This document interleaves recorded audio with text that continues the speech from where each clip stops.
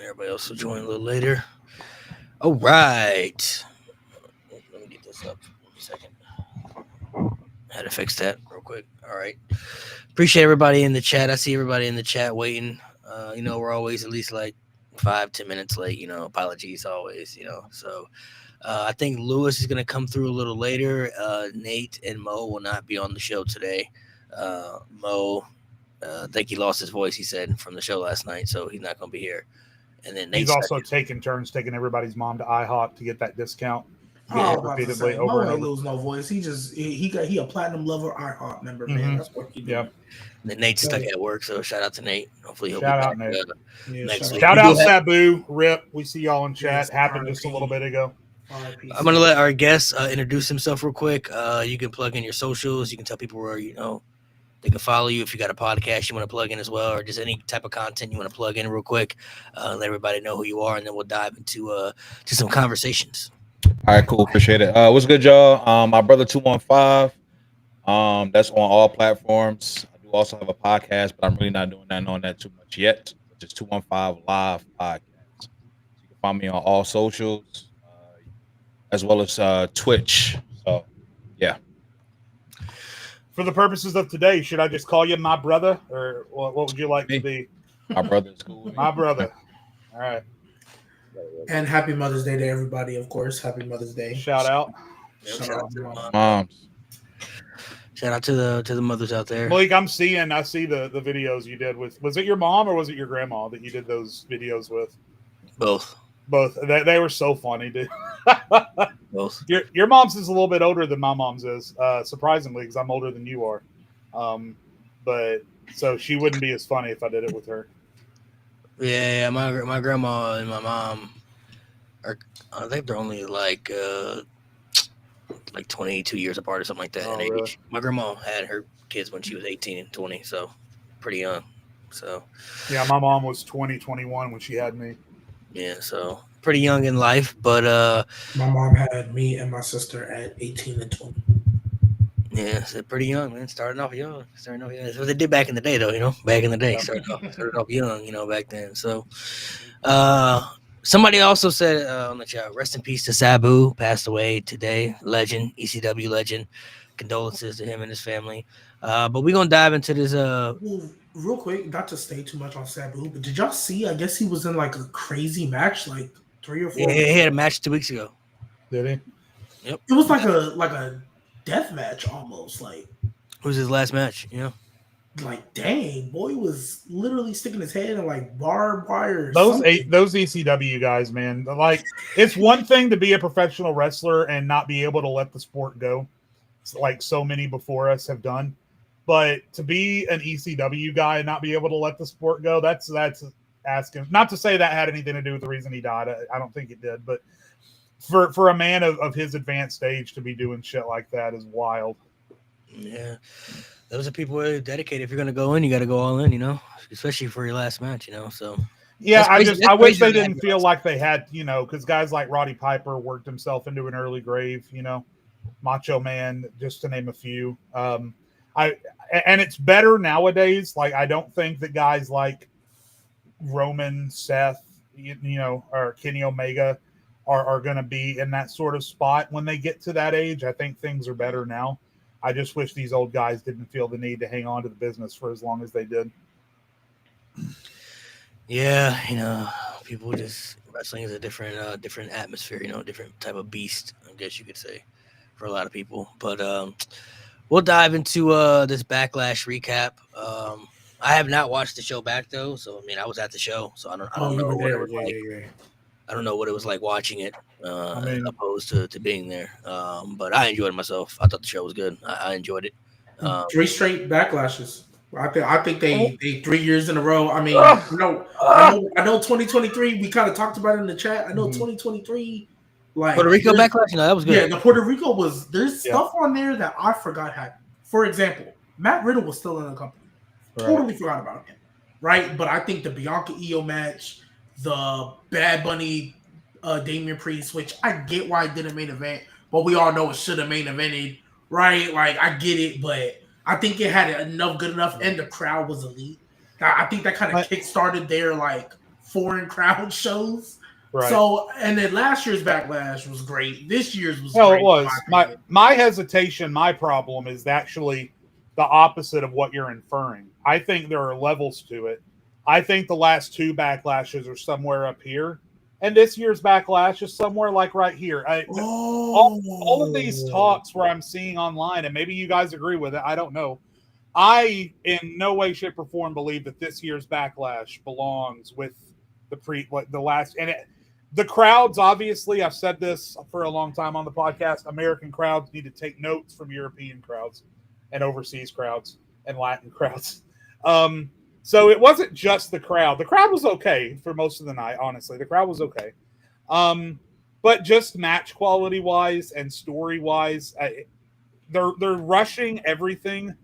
Saturday night's main event is going to be rushed, and then Money in the Bank is going to be rushed. WrestleMania happening 3 weeks late really threw their schedule off, I think. Yeah.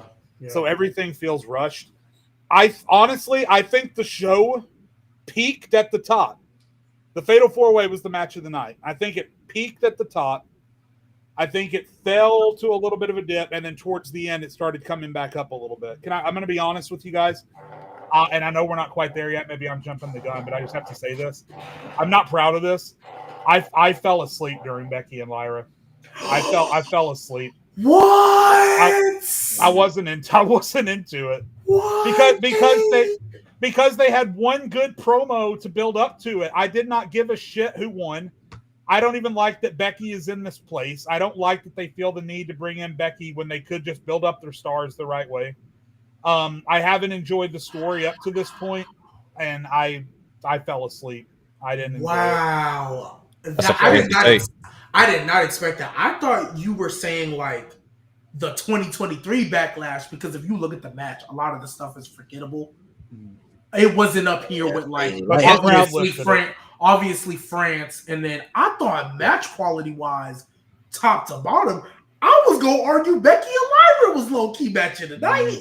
That's what I was saying. I was about to say, that's crazy. I did not expect that because I get what you're saying with the build, because I do agree WrestleMania being Easter weekend instead of the start of April like it should have been, right? I definitely think that messed them up for real. But even then, 2 weeks of build, and I put it on X or Twitter, whatever we're calling it. 2 weeks of build, and Lyra already more over and more cared about than she ever been since that Queen of the Ring tournament. And so I was low key like, they hooping right now. Like Lyra was hooping. Just to finish my general thoughts, you had that. Penta and Dominic could have been on any episode of Monday Night Raw. I mean, it was good, but it wasn't a pay-per-view match, in my opinion. That could have been on any episode of Raw.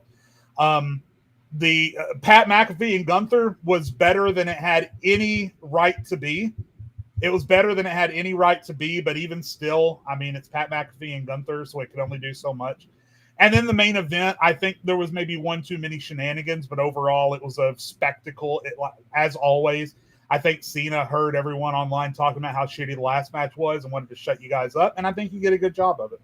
So, yeah, I think that it was a great start. I think it was a good end and an okay middle. But the Fatal 4-Way for me was definitely the match of the night. That's my thoughts in general overall on this show. Go ahead, my brother. Yeah. Go ahead, bro. I feel like it's kind of crazy how you say the Pat McAfee was good. I said it was good. I said it was better than it had any right to be. I want to be very clear on that. It was better than it had any right to be, but it definitely did not live up to. I feel like that was the worst match and should have not happened at all. They could have had that on Twitter under the Speed title. It's like, I don't get why it was on a PLE. And to say that Lyra and Becky was not good at all, I really think that's arguably the match of the night. Like, seriously, because besides the ending, it got a little sloppy at the end, but I feel like that was one of the best matches. Pat and Gunther, I'm going to always say that was the only one that did not deserve to be there. I said that from the start. It did not deserve to be on the PLE. And clearly seeing it was a waste of time. And then even like when we heard what Gunther was saying to Pat in their last promo, made it seem like he was really about to dog walk his ass. But he didn't. It was just very, very slow. Like, it seemed like they was just trying to, those last two matches, it seemed like they were just trying to slow it down so they could hit their time mark. Yeah. And that's kind of killed it for me. And let me clarify one thing, because I know I was nasty off the cuff. I didn't mean to be.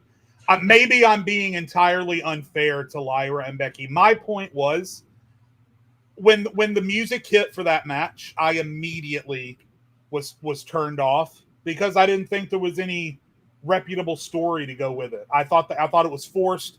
I thought it was rushed. Just like Pat McAfee and Gunther was forced and rushed. I definitely agree with that.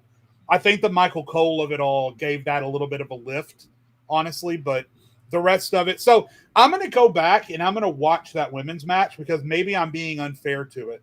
Maybe if I go in with zero expectations, it'll blow me away like you guys seem to think it will. It's just that I had no interest in that match whatsoever. I stayed up the night before. I stayed up late. I was tired, so I fell asleep. And then I woke up just as Lyra was getting her hand raised. So, yeah, maybe I'm being unfair to that match. I promise I'll go back and rewatch it. But it just, like a lot of the other stuff on the card, it just suffered from being rushed so badly.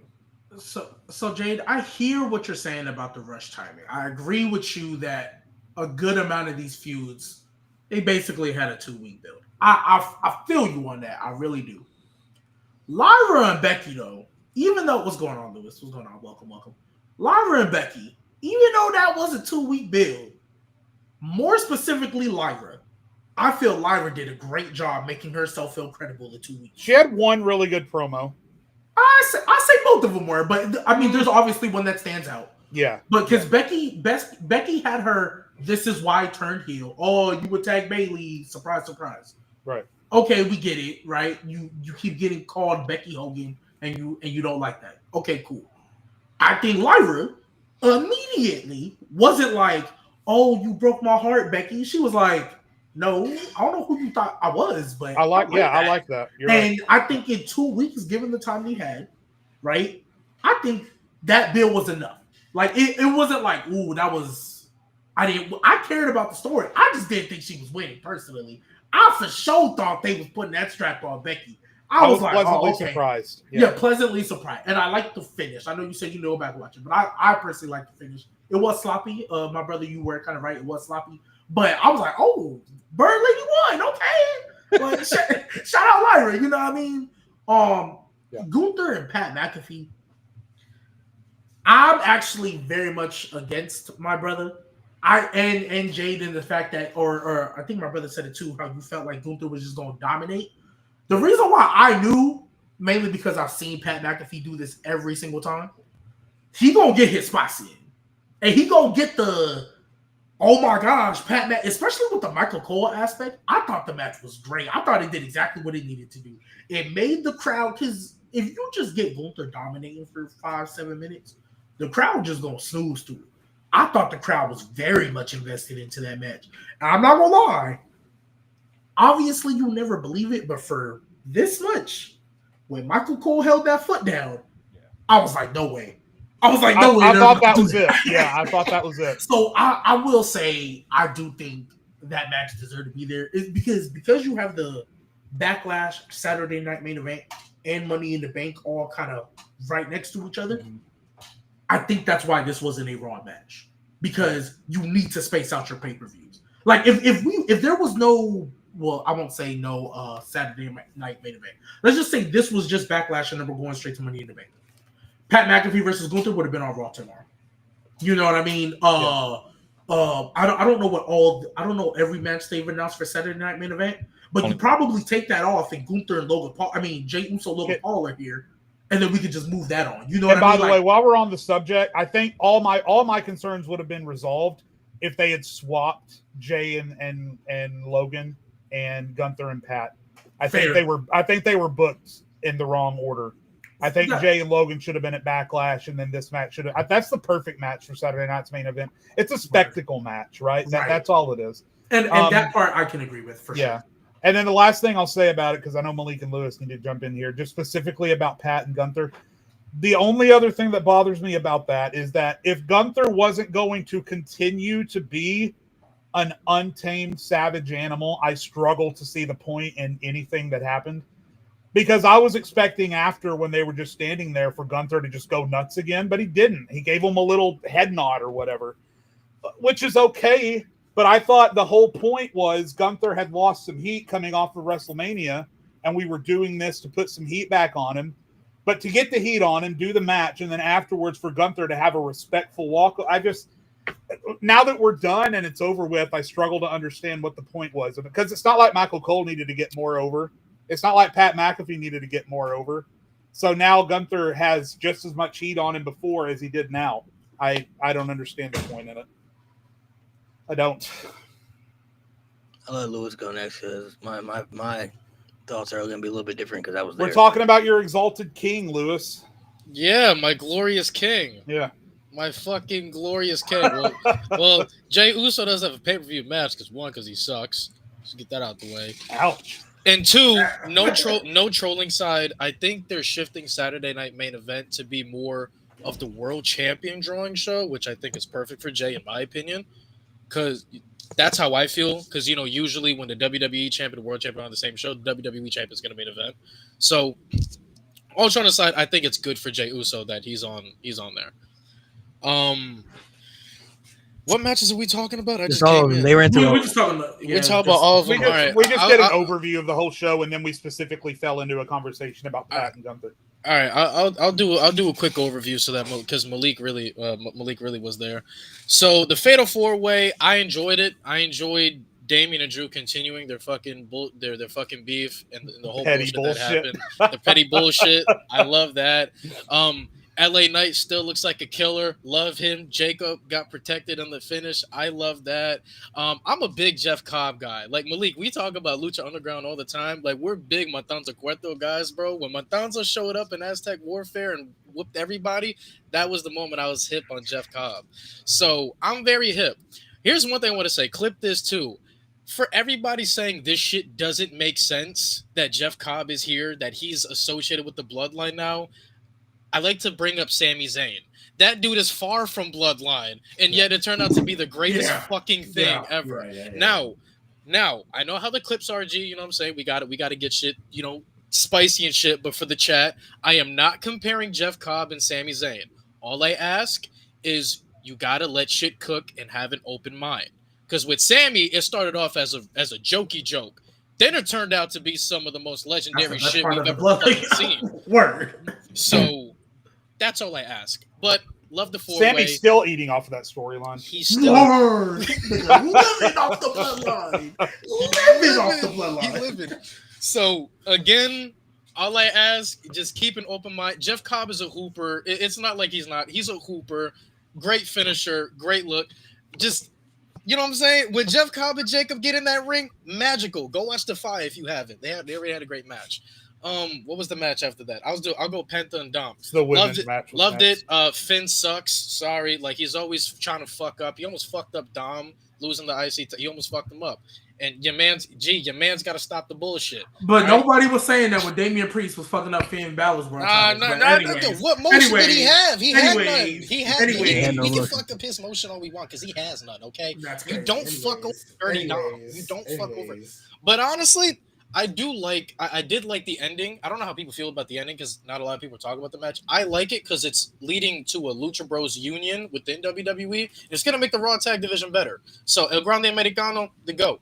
Yes, sir. Dom, also, Dom is pulling out shit in his bag, bro. Dom is like that. So, Dom is like that. Lyra and Becky, I don't know how you guys – I came in at the end when you guys were talking about it. Me, personally, I was fine with the build because immediately when Becky inserted herself – I felt immediate elevation of a dead division, of a dead title, of somebody who was in need of a worthy opponent to really elevate that scene. And they did that in 2 weeks' time. I was fine with it for everything that happened. Bell to bell, though, this is one of the greatest women's matches I've ever seen in my life. It is. This was the best match on the show. I went in, like I have my brother-in-law in the living room. He's a casual, right? He's not up to date on everything. He doesn't appreciate women's wrestling, because of how he grew up, how casual fans do. My man's closed the laptop and was locked in the last 10 minutes because these women were kicking out of every fucking thing, hitting moonsaults. Like Lyra and Becky is gonna go down as one of the best feuds ever. Like, if they're gonna keep doing this magic, and then you're adding a Bayley, who's a great supporter in triple threat matches nowadays, that's just gonna be chef's kiss. So, love the match. what after that? Gunther and Pat. I mean, come on, bro. Like, come on, man. Like matches like this is why Gunther the best wrestler in the world, baby. Come on, man. Gunther, man. Matches like this is why Gunther's lit. But I did like the in-ring storytelling because they're showing that Gunther, no matter who's on your level, below your level, no matter who you're in the ring with, you cannot take your eye off the ball. And everything changed when Michael Cole came in. Michael Cole's godly, bro. Like, Michael Cole's godly. Personally, I like the mini feud. That's just me personally. I'm usually a guy that like grades what they're giving to me instead of, because a lot of people felt like we didn't need this match, and I agree, didn't need it, but it's happening. So let's see if it can be good. I thought the build was good. I thought Pat cutting his promos, calling Cole the GOAT, him stepping up, like, it's a great message to little kids. Like, yo, like, even I'm gonna get my ass kicked, I'm gonna stand up for what's right. I'm gonna get in there, whether I'm scared or not, and I'm gonna get in there and I'm gonna do my thing, and I'm gonna try to shock the world. I thought the in-ring storytelling was great. Gunther obviously showing he's that monster in WWE. Pat not giving up. Michael Cole coming out telling Pat not to give up. And then there was 3 times where I'm like, oh shit, Pat. It was when he went behind Gunther and tried to do that little roll up 2 count, right? Then Michael Cole pulls his foot. I was, when I tell you, I was like this. I was like, oh no, not again, bro. I said, not again. I can't go through this shit again. That shit was crazy. In the sleeper, I said, bro, I got PTSD, bro. I can't, bro. But I love the match. And Gunther giving the respect to Pat, it was cool. Jade, I'm with you though. You know what I'm saying? There's always a time I agree with you. Gunther is kind of in a stale place right now. He's kind of like in a crossroads. Like, what's next? What's next? So I do think he should have beat the shit out of Pat. That's what I thought was going to happen. The main event, Malik. I have gone on record and I said to you personally that I do not like Cena and Orton matches. Jesus fucking Christ, this match was balls to walls, dude. This match was fucking, dude. This match was for us on the panel. You know what I'm saying? Like, this was that nostalgia hit. This was that balls to wall shit. Cena and Orton, the reverse fucking heel and face dynamic was awesome. Truth coming in, I personally liked it. They've been telling that story for a month now that Truth was going to get involved somehow with Cena. The match itself, though, was awesome. Like, it was awesome. Seeing Randy in his hometown and all that shit, the storytelling Cena did after the match where he's trying to embrace it. Match was great. Honestly, this was a flawless Backlash, in my opinion. I had no complaints. Everything was fire. I didn't have a problem with any match. Didn't have a problem with how any of them ended. No winner. This is one of the greatest pay-per-views I've ever seen. Like real shit. So go ahead, Malik. That was my quick overview. I don't think I've ever been so far on the opposite end of you guys. Okay, go ahead, Malik. We got a super chat real quick. I want to read real quick. First time seeing, we talked about Sabu before the show. You got on the list, so in case you didn't see it. Oh, rest in peace, Sabu. First time ever seen ladder. Sabu using Big Show as a ladder. I don't remember that. Damn, Tito, how old are you?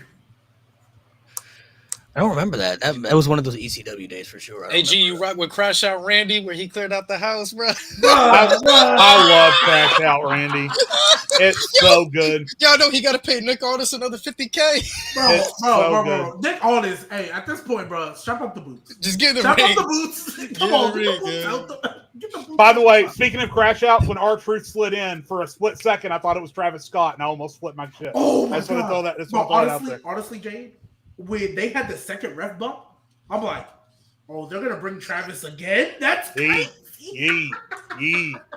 Bro, oh my gosh. That main event was so wild, dude. I'm like, holy shit, they activated Super Cena in heel form. This isn't so being at the show might have been a little bit different than watching, because I haven't gone back and rewatched the show on Peacock or anything, so I don't know what the perception of was watching. But one of the things I think that people have to stop doing is comparing shows from past to present. Like, it's an issue with WrestleMania every year. Like, every year you get a good WrestleMania, you expect that next WrestleMania to top that WrestleMania. It's not always going to be that way. You know what I mean? Like, sometimes you're not going to get WrestleMania 17 type WrestleMania. You know what I mean? Sometimes you're going to get WrestleMania, 33 WrestleMania, which was decent. You know what I mean? A decent show, not bad, not great either, just kind of in the middle. Like, I've seen better, I've seen worse. So Backlash this year, I wouldn't say was better than last year's.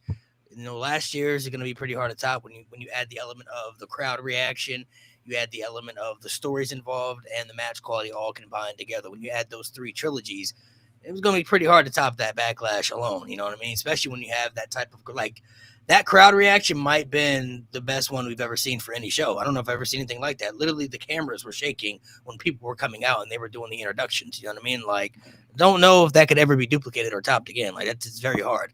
However, though, from the show, I don't think there was anything bad about the show. From start to finish, all the matches were good. The stories were fine. I thought everything executed pretty well. The crowd excitement was there. Being in person, watching it, it was fun. People were energetic. People were into everything. The last two matches, especially the Pat McAfee and Gunther match, people were really behind Pat McAfee. Every time he would make a comeback, every time he would hit a big move, the crowd, was losing their minds. When, Michael Cole grabbed the foot, people definitely kind of thought that was it, myself included. When he kicked out, people were like, oh my God, this is crazy. The main event, I already kind of knew people were going to be into that just because of who was involved. So I kind of felt like that would help carry the match a lot. But what we got was really good. I was not expecting that match to be as good as it was. That was John Cena and Randy Orton, probably my favorite match of the night. Being a part of it, watching it live.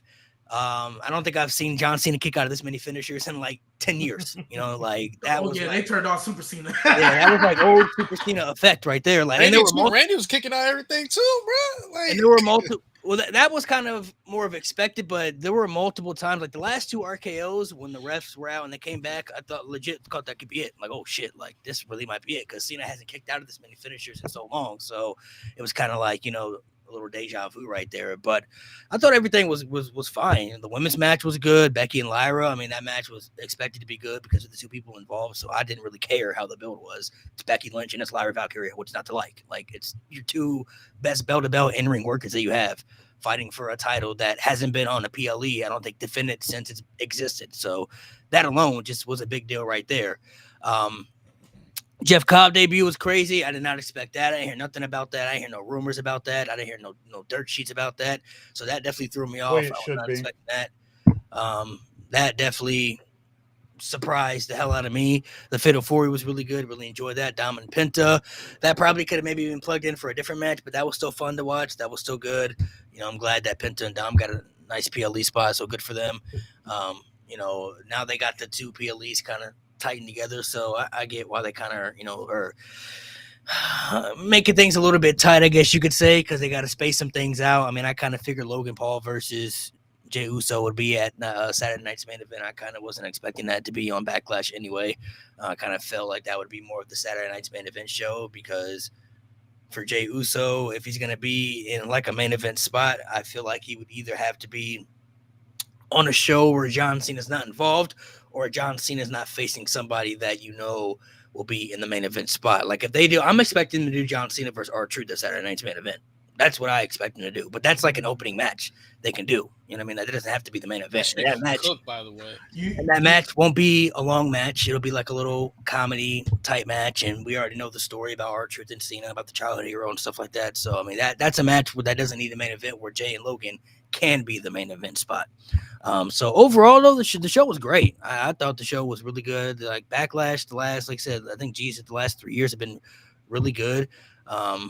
Enjoyed everything they did. Like, I don't think there was anything bad about the show. There wasn't a match that stuck out the joint. And especially being there in person, the crowd was into pretty much everything that was going on. That was kind of my biggest concern, just to know, like, how is the crowd going to react to everything? And I think the crowd definitely reacted very well to a lot of things. And it was pretty packed too. Like, I don't know if it was sold out.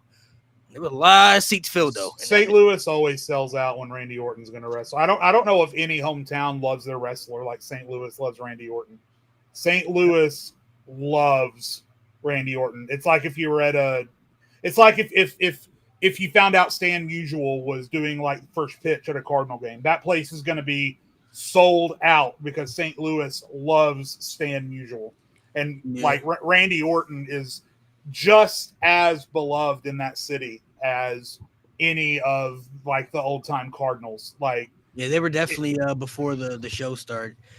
They were cheering for Randy pretty much the whole time before the show even like aired, and the pyro went off and everything like that. So I enjoyed it. I thought it was really good. I think, and I've seen a lot of people critiquing the main event as well. I still am having a hard time trying to understand what people are watching. I don't know if people genuinely are just trying to find ways not to like something when it's good, or they just fully aren't watching the product and don't understand what's going on. Because everything that happened in the main event made all the sense in the world. There was obviously going to be some shenanigans that happened, right? So you kind of were expecting that, the ref bumps and everything.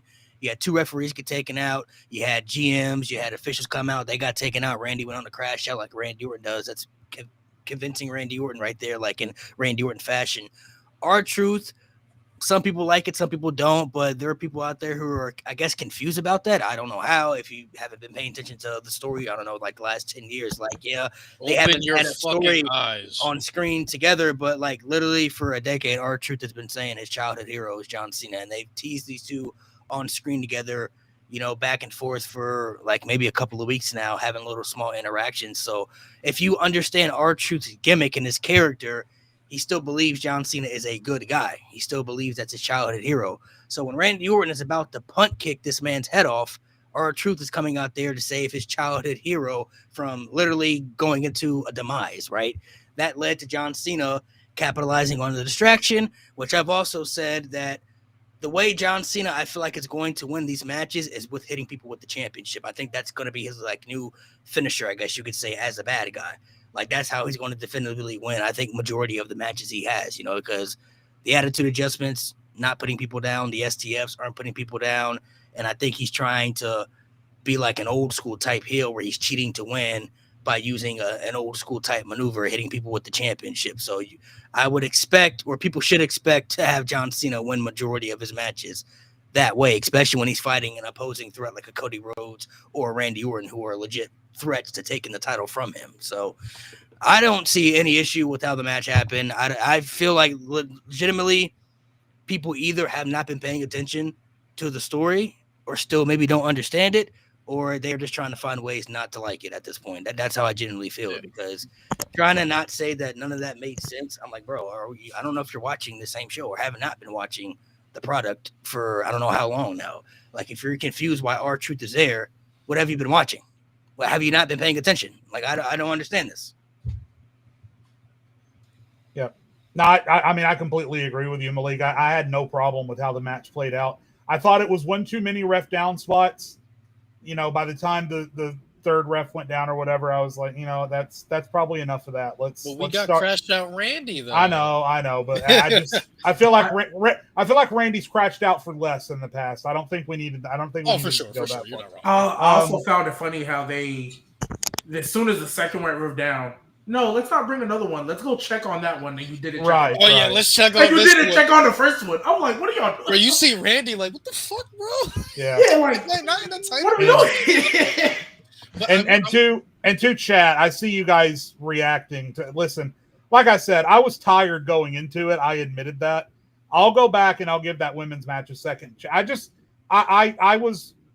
I get more invested in a match when it has a story that I care about, and there was no story that I cared about in that match, so I fell asleep. But I'm gonna go back and watch it because all you guys are telling me it was so good. I believe you. I mean, so I'll go back.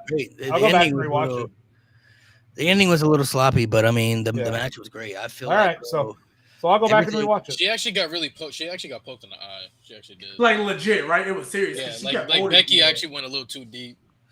But I thought it was good though. It was enjoyable. I thought it was unique to see, especially heel Cena versus babyface Orton. It's so unique and different, something that we haven't seen a part of the rivalry. And I mean, if that's the last match they're ever gonna have, I think that would be a match to have, you know, for their final match. Like, what a way to end the feud if they're going to legitimately, like, that was going to be their final match ever. Like, that's probably a top 5 John Cena Orton match in the rivalry, I would say. It might be one. That's my favorite. That's my. I've gone back and rewatched it. That's my favorite. It's a really good match. Hey, Cena really want to be a heel? You know what he should do? They said this is the last match ever. They should have a rematch. Just to do another twice in a lifetime. Oh, you're relax. I do feel like, though, they are starting to. I believe they might have showed this on camera. I don't know if they did or not, but they did. I think I know what you're talking about. I believe they're starting to plant the seeds of the switcheroo of the babyface Cena role, because after the show, he cut a little promo, and then after the show, he kind of stood in the ring, and the crowd was kind of showing their appreciation and respect. But then John Cena's demeanor and reaction started to change a lot. I think he's starting to show more of like a bit of regret. Like the babyface Cena is still inside of him. It's still there. And a part of him doesn't like it, but he feels like he's justified to do it based off how the crowd has treated him over the last years. So John Cena honestly might have the most justifiable heel turn and then switch to the most justifiable babyface turn that we've seen. You know what I mean? Because I don't think he's going to end off as a bad guy. Don't know exactly when they're going to pull the trigger to turn him back into a babyface. But if you go back and look at his reaction, look how he's reacting, his facial expressions, it's kind of looking like, is this all worth it type thing? Like, was it really all worth all this at the end of the day? And then he kind of snapped himself back into it. It's like, no, I'm justified. I'm doing the right thing. Like, this is what I have to do. I don't know how they're going to do it exactly. Crazy theory that I have, if they really want to, I don't know if they will, but if they want to turn Cody heel, man, sacrifice that heel turn. I'm not saying they should do that. Come on. Because Cody is a major babyface. So first off, we don't know what type of reaction he's going to get when he comes back because we haven't seen him since WrestleMania, right? And he was getting booed going up against Cena. So maybe the time off TV will give people kind of a break from him. But if they want to do the aspect where Cody sells his soul or whatever they want to do, where he kind of like switches the role where Cena was in, and then they want to flip Cena back to babyface, because I feel like one of the main things that I had an issue with John Cena turning heel was I just felt like it was just too little too late for me. Like, I feel like if they were going to do this, it would have been better 10, 15 years ago. And I feel like that statement still holds true to me just because I don't feel like people want to hate him anymore. They don't want to boo John Cena. They don't want to despise this man anymore. He has too much respect and I think appreciation among the fans. And with this being his final year, I just don't think people want him to go out in that fashion. Now, Cody Rhodes is their top babyface, so I don't know if they want to sacrifice that just yet, because maybe they don't have anybody to fill that role. The only person I legitimately think could fill that babyface role would be Jey Uso. I'm not saying Jey would be the face of the company, but if we're talking babyface reaction-wise, he's the only guy I'm looking at right now that is on that type of level, because LA Knight's he's not in the main event scene. I don't know if they're going to put him up there. So he's kind of really the only guy. So, I mean, Cody turning heel would be crazy. I mean, that would be a crazy switch. I've already said last week that I don't know if they should do it, though. I don't know if they should do it. No, they absolutely should do a double turn. Not right away. It doesn't have to be as soon as Cody Rhodes comes back. But I said last week, you don't want John Cena to go out as a bad guy. So a match with John Cena in which there is a double turn, a la Stone Cold and Bret Hart, would be perfect. It'd be perfect. And Cody has to make the switch sometime, or else he waits too long, like John Cena did, like we just talked about. So, yeah, I'm not going to get into too much detail. If you want to see my opinion on it, watch last week's show. But yeah, a double turn for me would definitely rule. Lewis, how long have I been preaching for Homelander Cody? How long have I been preaching for Homelander Cody? Yes. Oh my god! Yes. And Nate and Mo are the main people that be against me, so I'm not gonna go at you, Jay, because you just be chilling sometimes. I think everybody is expecting a Homelander Cody at some point. No, but y'all said like 2 years. Like it was mainly Nate and Mo. They was like, nah, that's not gonna happen. I didn't want him to turn during the title reign. I'm for it now. And he still doesn't really have to now, if I'm being honest. He doesn't really have to. Like, he's still one of their hottest baby faces. They want to ride it out for a while. They still could. But for the storyline purpose, if they were to do it now, I could see it making sense if they were to do it in that way. They don't have to, but if they did it, I'd be like, oh, it makes sense. Like, I understand. Well, we're all expecting Cody to get that title back, right? Yes. Duh, yeah. Yeah, that's what I'm saying. Like, I would, because now Cody can be like, you know what? I ain't understand it at first, John, but I see what you was talking about, right? I see, I get it now. And he ain't got to sell his soul. Do you think Cena his last few weeks is gonna tell Cody like, don't do it, bro? Like, I was there. Like, don't sell your soul like that. I don't think. I think it's gonna happen how kind of Jade said it. I think it's gonna be a double turn in the match. Like Cena's finally gonna try to hit that title, and then he's gonna throw it away and be like, no. Yeah, exactly. Cody's gonna use the title. And then Cody's gonna use the title. Cena's gonna think about it. He's gonna finally have that last ounce of regret. He's gonna throw the title down. He's gonna go to lock up with Cody, and Cody is gonna hoof him in the dick with his boot. Yeah. I will say, y'all remember when I said because a lot of y'all came up here and said Cody looked soft at Mania and he didn't pull the trigger. And I said that's going to be a key factor later in the story because he's going to have another shot to do that. Well, that's fine, but that doesn't change the fact that he looks soft as hell at Mania. I mean, I was going to say, like, he doesn't make it a false statement. But that's part of the story. That's part of the story, though. That's part. Okay, I didn't say it wasn't part of the story, but that doesn't change the fact that he looked like no. A lot of y'all was like, it didn't make sense. I'm like, bro, it's gonna make sense in the end. Made sense to me. I mean, it makes sense, but it was still bad. Yeah, was it bad? It's not gonna be bad if it makes sense. No, I'm not gonna lie. How was it gonna be bad? Came off a feud with Kevin and all. And by the way, because I just now I feel the need to defend myself. My whole point wasn't necessarily the execution of the ending. My whole point was the match was ass. The match was ass. It sucked. There was no momentum. The ending, if that's what you wanted to do, that's fine. But you could have had Cena just showed with Orton that you can pull off a complex storyline ending and still have a banger before you get to that. You see, I was saying last night gave me hope that Cena still has some buy one get one free left in the tank to put on bangers. So I'm hoping that eventual CM Punk match gonna hit like crack too, like Randy did last night. That's the SummerSlam match for sure. Yeah, they have good. Yo, hold on, why not Money in the Bank though? Hold on, why not Money in the Bank? So yeah, they could definitely do it because he just they have good. Punk and Cena have good chemistry, so I don't have any doubt that the match won't be great. We talked a lot. Let's get my brother back in here. What do you think, my brother? What you got going on in that head of yours? What the way y'all Mr. Jade here, I gotta I'm just curious how you said the Cena and Orton match was ass, but you did not say that about Pat and Gunther. I think it's kind of crazy to me. I feel like especially for that match to follow the Pat and Gunther match, like I'm trying to understand why do you think it was ass?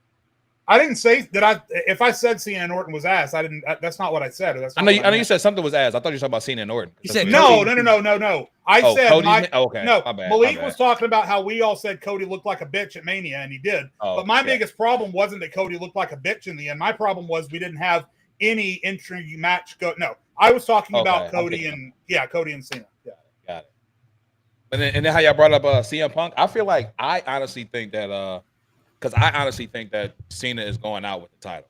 I know y'all sound like y'all want Cody to get it back, but I honestly think I really think Cena is going out with it. And I'm going based off of what he said on Pat McAfee show. He was just saying how they've been talking about it's supposed to be a new era. So with a new era needs a new title. So that's the main reason why he's leaving with that actual title. So he can start everything fresh. So I honestly do feel like that's what's going to happen. And I think the last feud that he should have, he walks away with the title, it's him and CM Punk. So you actually think he's taking the title? Like I actually do think he is. If it was the world heavyweight title, I would say yes, but the WWE title, I just can't see it. It's too. Honestly, I kind of feel a flip flop because they just brought in that world heavyweight title. They gonna end it that quick. Yeah, because the world heavyweight title is not. It's not the WWE title. They also technically just brought in this WWE championship too. But it's still the WWE championship. All they did was really change the way it looked, though. Like the world heavyweight title, it has lineage to it, but like the WWE title, it's literally called the WWE title. Like every main event guy that you know who wants to be solidified as a legend wants that title. That title has meaning to it, like it has history to it. So. I also say too, I hear you, but I think it'd be a bad idea to do that because then you're ruining an opportunity to potentially solidify a younger talent. Like, for example, not going to happen, but Braun Breaker could get that spot. Braun Breaker could be Cena's last match, and that would elevate Braun Breaker if Braun Breaker would have packed Cena up in his last match and say, I'm the guy to retire Cena, and now I'm the champ. Now it's going to be some dark days here now. So that's where the disconnect for me follows. I feel like Cena's last match, he gotta go out with a bang. He can't leave with the title. Like it got to be passed on. It's just how wrestling is. I get what you're saying. It makes sense, but it's just like I'm holding off of what he said. This man is literally telling us he's going to be the last real champion. He's telling us it's a new era. So you're going to have a new era. You need a new title. Everything changes. He even said Randy is not going to have anything past him because he is going to be the last one. He's going to be one holding that slot. So he's saying he's taking away that WWE title completely, erasing it from history. There is going to be no more after him. So now bring in the brand new title and name it whatever else, but then you just know it's not affiliated with this. Yeah. To Malik's point, that would just be such a. The only thing that gives me cause for pause on it is that would be such a transformational, drastic change, because that belt that he has, like, yeah, it's based off of the design of the Universal title, but the legacy is of the WWE / WWF / WWF championship. Like, that's the belt.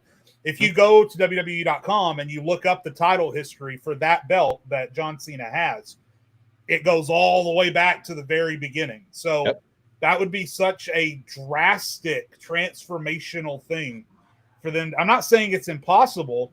Yeah. That just feels like something that would, that's big. That would be huge. That would be really big if they decided to do that. I don't know if there's anything they could do, because to go to an example, when they retired the World Heavyweight title and they brought in the Universal title was never remotely even coming close to being on the level of the world title until Roman Reigns took it and held it for as long as he did. Before that shit was cursed. Go back and look at all those reigns they had with that title. Kevin Owens had a good reign as champion, so after he had lost it, Goldberg, Lesnar for many days, Roman Reigns when nobody wanted it, The Fiend, that turned out bad. Like, all them reigns in that time frame, Seth Rollins, like, they were all bad. The only good, legitimate world champion not named Roman Reigns for that Universal title was Kevin Owens. Like, that's the only person. And that was the first one. I've said all the time, the first one and the last one. Those were the. That was the second one. That was the second one, because Finn Balor would have had a good run. Well, yeah, I almost don't even count that. I know technically it counts. Don't like the first. The first real reign, and then the last real reign were only the best ones. So it would be like, if they retired the actual WWE title, I mean, it would be pivoting to a new era for WWE, and that would be big. But it's like, what are they gonna name it? The World Wrestling Entertainment title? Just not WWE. Just now you got to pick the whole thing. The TKO title. Like, shut the fuck up. Don't even put that. TKO title is nasty. Shut the fuck up. But if you honestly think about it, right? When has they've been preaching this new era shit for how long? But when have we actually seen a new era? TKO came in and said new era now. Word. They said new era, Triple H. Go get a video. I see, but when I feel like they said new era, my via get your main event, gang. I feel like when they say a new era, I think people are thinking that everything's gonna drastically change, and I don't look at it that way. Like when they say new era, for me, they're going to say we're going to take the product, lift it back up, because it was bad for so long. And I think they understood, like, we understood it was bad. We're going to take it back up, though. It's going to take some time. We're going to take some steps. We're going to make sure that we get it out of the dungeon that it was in, and we're going to take it back up here. Not everything's going to be perfect. Not everything's going to change. Some things going to always remain the same. But we're going to make sure there's going to be some tweaks and some things here differently. And what I mean by that is WWE is exciting to watch again. When a couple years ago, it wasn't fun to watch anymore. Besides, like, what, NXT, that was pretty much it. Other than that, there was really nothing else exciting about that. So to me, when they told us there's going to be a new era, I'm just thinking, okay, the product's going to improve where we can at least enjoy watching again. I don't expect everything to be perfect. That's just not realistic, being a wrestling fan, right? Not everything's going to be crystal clear perfect. But as long as you got more good than bad, I'm chilling. And right now, they got a lot more good to me than they do bad. Like, there's some things they definitely can always need to improve that we critique all the time, like on the pod, the women's division, the tag team division, things that always need to improve. But it's not a 2019 era where it's like, we coming up here and talking about, bro, everything needs. They're actively improving these things. Like right now, the women's like IC title scene, like that drastically got improved last. I don't know how they fit. Sorry, I'm sorry, Liz. I didn't mean to cut you off. My thing was cutting out.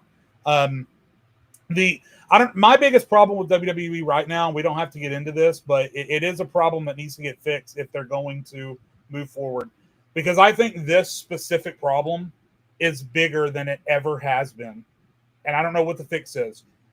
But so many people on their roster, when they come out, and I said this in chat on SmackDown on Friday, just as an example, when Zelina Vega came out on SmackDown on Friday, I could hear the air conditioning in the building running. I could hear the AC running. Are you saying that people that's not over? Now, I can hear, and it was, I felt really, really bad for Zelina because You hear the air conditioning running, and then Alexa Bliss's music hits. Big pop, right? Now, that was her hometown, but still, she's not the only one. The Street Profits are getting no reaction. People like Meechin and B Fabricate. Even DIY. It hurts me to say this. DIY and the Machine Gun Club are starting to feel really quiet when they come out. I don't know if it's the music. I don't know if you need to have these characters cut more promos in front of people to get people accustomed to them. I don't know what the fix is, but before they can really move forward with this new era, that even in 2019, this doesn't feel like it was as big of a problem back then. People were getting reactions. They weren't always great ones. But if I'm a wrestler, I'd rather get booed than go out to crickets. And right now, there's so many crickets going on. That's a problem that needs to be fixed before they're going to be able to move on with any kind of new era. It's bad. I think the main problem you're going to pinpoint is the music. Like a huge thing about a wrestler to connect to them is the music. Like we saw Randy Orton voices last night, like completely elevate the environment of a show. Like music is everything. Music like brings the aura. Like Malik, you remember the night in the group chat where Roman Reigns completely changed his theme song on SmackDown and his aura just got lifted even more? It was against Daniel Bryan. Yep. Like as soon as Roman had that whack ass Shield theme, but he changes his music. Holy shit! Who is this fucking Roman god? Who's this warrior right here? So I think the main problem might be the music. It's the shitty ass music. That shit is trash. I agree to an extent. I do think music definitely plays a major factor for sure into like certain people's themes too. But I also feel like too though there's also going to come a point in time where like you're going to recognize somebody's music, eventually. Like right. You hear it repetitively, you're going to know their song, and some people still don't get reactions. You know what I mean? And like Selena Vegas had her song for quite a while now. She's still not getting no reactions, and she wasn't even getting reactions before she won the championship too. So nothing. I don't know if it's really the music with her. Because before her music changed, she was still getting barely any reactions. So I don't know if it's really that. It's just more of the booking, I feel like. Like, why should we care about her enough for her to be the champion and for us to invest fully in her? She needs a character change. Like, we know who Selena is. She's better as a heel. Why are we still continuing as a babyface? Yeah, because they put her with Rey Mysterio and they don't think. Bro, oh man, it's like we keep telling them, bro. There's an easy fix, bro. Andrade, right there, man. They own the same brand now. Just do it, man. Just do it. If they really want to have her do a character change, bro, they could put her with her husband if they wanted to. Something completely different she ain't never done before. Yeah, like, something way with Aleister Black. I mean, something way different she never done before. Like, but what I was gonna say earlier that it was kind of to your point, Malik. I feel like, and this is why I've said this multiple times, NXT in its golden era was the best and worst thing that ever could have happened to wrestling. It was the best thing because I'm not going to lie, call it what you want, and there's other aspects that happened outside of WWE that contributed. But if NXT wasn't so great, I don't know if AEW was ever born. The Young Bucks, Cody, and what they was doing, I ain't taking nothing away from them. But NXT was so great. They had like a streak of 18 months or something. Straight no misses on their takeovers. Yeah. They had a streak where literally every division was perfect. The tag, the mid-card. They even brought the cruiserweight title down there. And that shit was even the undercard, like filler matches on TakeOver were still good. Like generally, I don't know if you're ever gonna find. There's some takeovers that maybe like were okay, decent, but I don't know if I ever watched it. Sorry, I don't know if I've ever watched like a real takeover and said like that shit was terrible. Like felt like I was robbed. You know what I mean? They literally went on a streak of perfect television for a minute, and even though, yes, the Young Bucks and Cody and all them, they was doing their thing, right? I'm not taking nothing away from them. However, we saw how perfect NXT was and how bad WWE was, so much so to the point they was like, oh, please don't send these guys up to the main roster. Just stay in NXT forever. Adam Cole, we was so scared for him, right? So I look at that and I'm like, man, I really, it sucks because when Triple H took over, me included, we all expected them to go straight back to that. Straight back to the takeover. And because it never happened, I feel like that kind of dampers things. But it's crazy.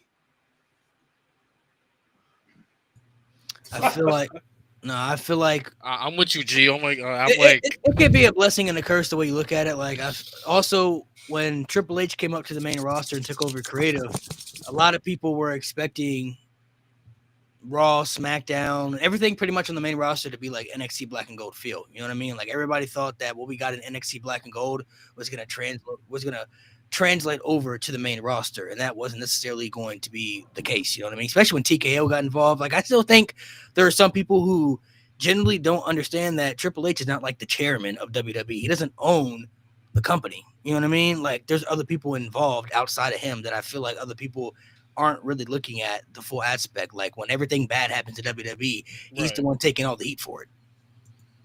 Well, yeah, that's what people also got to understand. Like it's so different because in NXT, Triple H didn't really. Holy shit. Okay, never mind. So it's so different because when Triple H was in NXT, he didn't have anybody breathing down his neck. He didn't have anybody telling him, "Hey, build up this guy so that we can utilize him" or anything like that.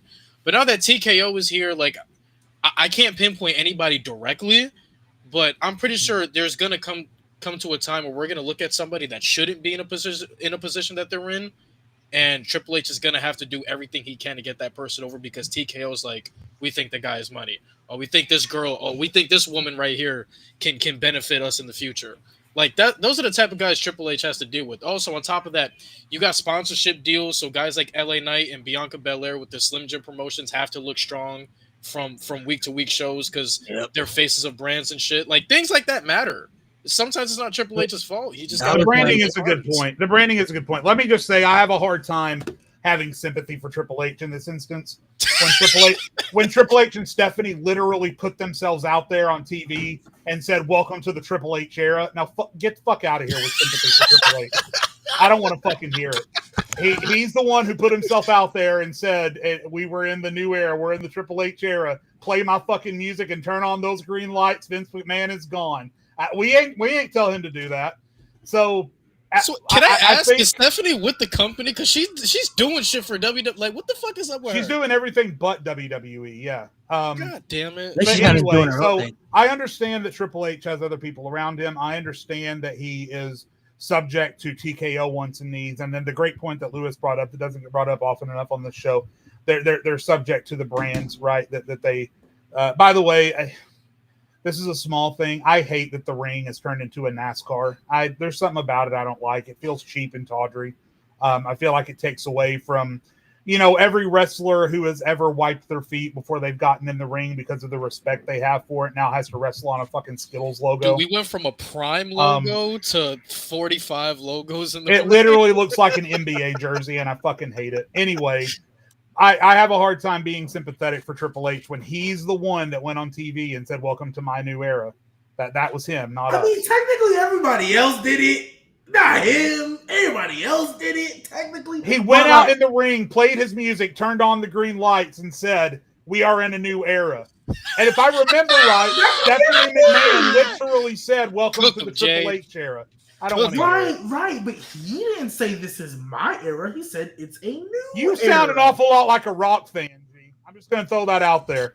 You sound an awful lot like a Rock fan. I wouldn't want him calling me that. I'm just saying. I'm just telling you what is factual. The Rock never said he was going to have a match. The Rock never said he was going to be at WrestleMania. Okay, get the fuck out of here. That's different because Triple H did something not in kayfabe. Get out of here with that. The Rock went out here and told an actual story on live television. All Triple H did was open up the show. It's not his fault his wife supported him. It's not his fault his wife got his back. Like, what you mean? I'm glad you like the taste of. I'm glad you like the taste of boot, G. But I'm gonna take everything cherry flavored. I like cherry flavored shit, not boot flavored. I do like cherry flavored shit too. Yeah, I feel like it's gonna be it's gonna be an equal balance of there should be an equal balance of the blame. Like Triple H. I agree. Triple H is a part of the creative, so yes, he deserves some of the blame, but he doesn't deserve all the blame either. You know what I mean? Like, yes, everybody knows we're in the Triple H era. Like, but I'll tell you what, though, just to bring it back full circle, that OG problem I brought up of people on TV not getting reactions, that is his problem to solve. Yes. That's all him. Yeah. I agree with you. I agree with you. It's his job to help others get over. And if we're being honest, some people just don't have it. Some people ain't just gonna get over. They're not gonna be able to connect with the audience. Like some people. Tell Triple H to like stop stalling when somebody's hot and just pull the trigger at their peak, please. Just like I'm all and that goes into it too. That's all. I'm all for letting stuff build, but like that's pulling the trigger too quick. And hold it off way too long. My mom, he got lucky with Jey Uso because if that was anybody else, they would have been done a long fucking time ago. God, he's so lucky. I feel like there's gonna be there has to be a balance between both though, because I do think TKO has certain people that they like, and then Triple H is gonna have people that he likes. And if this was a Triple H Black and Gold, everybody would be booked differently, bro. Johnny Gargano would be the longest reigning tag champion, doing their own thing. Like a lot of people would be doing a lot of different things. You know what I mean? If Triple H really wanted it to make NXT Black and Gold, so it's just not going to be that way. So it's kind of the same when he had control of NXT and Vince had the main roster. Like Vince never watched NXT, so he was always changing people when they came up to the main roster because he had different visions of what these people should be. Triple H always had his people, and he would make them stars and then hand them off to Vince. Like, here you go. Got you some new stars right here. Yeah. And then Vince would just completely change it and mess it up because he had his vision of who he wanted stars. And they mainly were Charlotte Flair, Brock Lesnar, and Roman Reigns. Those were the three. Those were the top three at that time frame. And later, honestly, AJ Styles was a culprit of that too. AJ Styles was treated nice. Yeah, AJ Styles was originally in Vince's eyes supposed to be a mid-carder because he didn't know who the fuck he was. Vincent always missed some things. He got some things right in that era. Like AJ became a top star. Like there were some people that he did do right by. You know what I mean? But catapulted up Daniel Bryan. Say what you want. He was ultimately right about Roman Reigns. I mean, say what you want about the man. He was ultimately right. He treated Seth right too. Seth was always. So do you think Triple H's meetings with TKO? Do you think he walked in there and said, "You can destroy anybody you want, but Gunther's off limits"? Go to the Triple H guy for sure. Seth Rollins, I bet he walked in there and said, "Yeah, he's mine." The two most Triple H guys that we're seeing getting utilized more than probably better than ever now is Seth Rollins and Gunther. Seth Rollins has always been a Triple H guy. Up there too. Can we classify Jacob as a Triple H guy? EO's a Triple H girl. He is, but honestly, everybody. Do you just need more time with Jacob? Well, the thing is, everybody in that family gonna be straight. LA Knight is a Triple H guy. Man, don't do that. Bro, I'm not gonna lie. You got people out here, including Top Left over here, that are big fans of Tonga Loa, and that man, like, come on, that man ain't doing nothing. You know what? I'll believe you when Hikuleo finally shows up, and we'll see what the fuck happens. I'm not gonna lie, that family gonna be good, bro. That family gonna be good, bro. like, bro, I'm not gonna lie. The second they added Bronson Reed to War Games, I'm like, yeah, Bronson Reed is fine for the rest of his life. Just you think he's fine for the rest of his life? Yeah, just because he has that connection, he's fine for the rest of his life. There are certain people that did get. Some people mentioned in the comment. There are certain people that did get treated, like Bobby Lashley, AJ Styles, definitely treated better in the Vince era. Dirty. Definitely didn't get treated better in the Triple H era for sure. So I'm fine with AJ because AJ's a legend. Yeah, AJ's he's good where he's at. I think. Yeah, AJ's a legend. He's And Triple H is respectful with his booking to legends at the end of their career. And AJ said he has 2 years left, so I assume AJ's last run is going to be like fire. So I'm not worried. Possibly. I feel like he's at a stage where he's just gonna put others over, and then he's gonna help others make them look good too. My brother, I mean this with the most sincere compliment. You look like Swerve in this angle. You do kind of look like Swerve. You look like Swerve. Like in this angle, you look like Swerve. The glasses, the hat, bro. You look like Swerve. So I'm gonna ask the guest, since he's new to the channel and everything, so people can get more familiar. Who are some people in wrestling that you really are tapped into? Some of your favorites, and then who are some of the others that you really just don't care for too much? Maybe you just not your cup of tea. Maybe some people that you just can't get into. Favorite right now, Nia Jax. Love her. A lot of people, for some reason, they feel like I'm a rare breed, but I love Nia Jax. Especially since she came back, Nia Jax has been she did a whole 180. I'm a recent convert, so I'm with you. Welcome. She's amazing. All time though, I gotta acknowledge this. Kurt Angle, that's my GOAT. He's not the greatest of all time, but that's my GOAT. That's my guy. But I love Bronson Reed. Hey, who is better? Who is better, Prime Angle or TNA Angle? What's your favorite angle? I'm gonna say Prime Angle. Yeah, good answer. I like this guy. Got great selections. I like this guy. I would never get behind Natalya. Like I just can't do it. I can't. It's just nothing that Natalya can. Yeah. I can't say it's nothing she can do, but like what she did at Bloodsport, I kind of was like, I wanted to see a little more, but there's nothing about her on TV. And I mean, in the ring, she's solid, but it's nothing that I can do to get behind me and say like, yeah, she's great. I have a saying on this show, my brother, that she calls herself the boat because she wrestles like a boat. I've said that about Natalya for years. Yeah, I don't know. I just can't do it, man. You got some other names you want to drop? Natalya's one. I'm trying to think who else. I mean, like how y'all mentioned, how G mentioned Tongaloa. I don't understand the hype. I feel like it started off as a troll and then people just continue with it. That's literally how everybody got behind Omos. I will never. No. It started off as a troll, and everybody ran with it. Oh my god! It's just the wildest thing because like War Games, I'm like, how did he get hurt? I feel like he did nothing in War Games, but then ended up hurt. I think he was hurt before that. He was hurt before that. Oh, okay.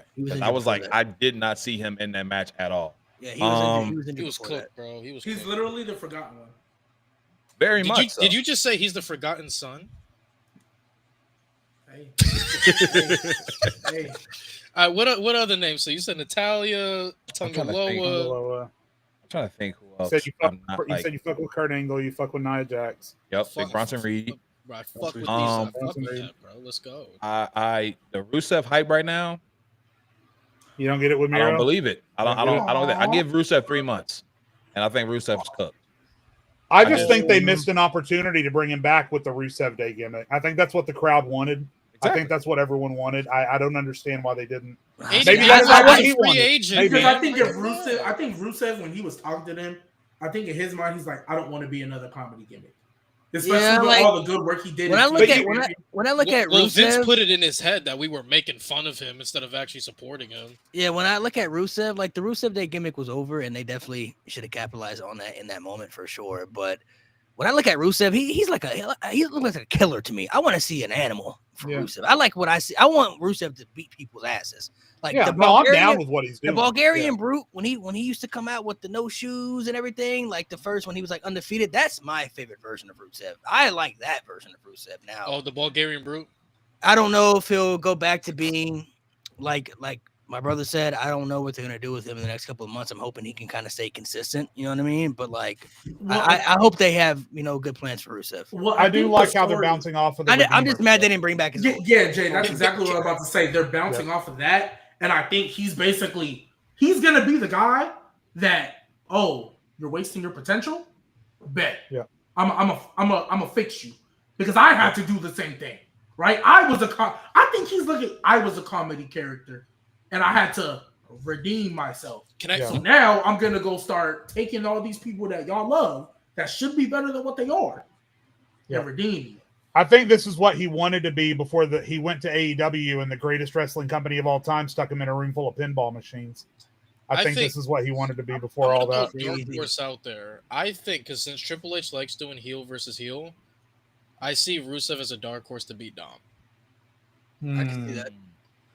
But Dom's kind of a tweener at this point too. I mean, he's getting reactions from the crowd now. And if Rusev would have beat Dom, like he would have beat his ass, and that would give Rusev some more sympathy, like for being a heel, because they're gonna be mad that Dom got his ass beat like that. You know what I mean? Like that would be a good candidate. I honestly would not hate that at all. Honestly, wasn't there some "Let's Go Dom" chants in St. Louis? There was a lot. There was a lot. They were chanting "Dirty Dom," and Oh yeah, they were doing the dirty Dom. Yeah. But I want Rusev to have like that dominant feel against him. Like when you match up Rusev and Jacob, I want Rusev to be on that level. Like, these two can beat each other up. Like when you see them face to face, you're like clapping your hands. Yeah, like I want that feel from Rusev. He has to look, especially when he puts that the accolade in, bro. Anybody going to put anybody out with that, bro? Like.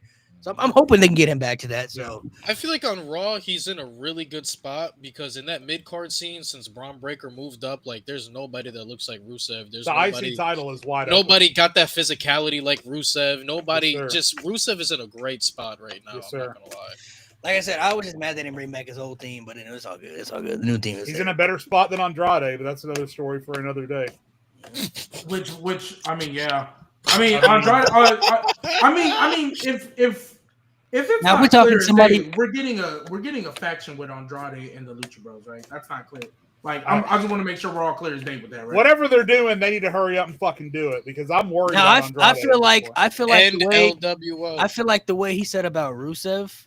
Honestly, I think that's gonna be Aleister Black in the next couple months. I don't really know if they're gonna do much of it. I agree.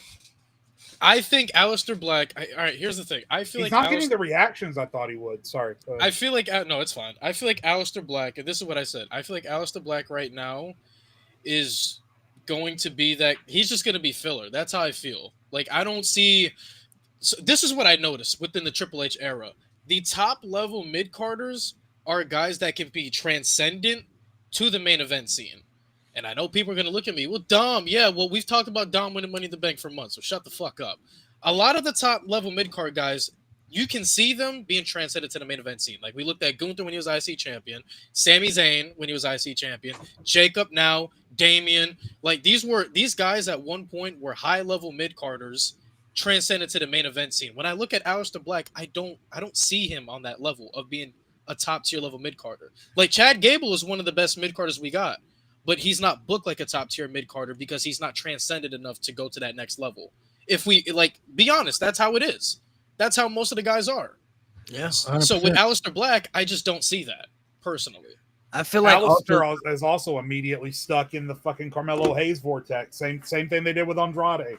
They're going to put him in a best-of-7 with Carmelo Hayes, and then both of them are just going to float out in the ether when it's over. I feel like, too, honestly, they're missing opportunities.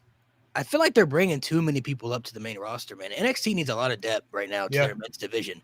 Jeff Cobb could have been a good fit for NXT. Aleister Black, even though he was in NXT in the past, he would have been a good fit for there. Like some of these people, I feel like don't need to come up to the main roster immediately.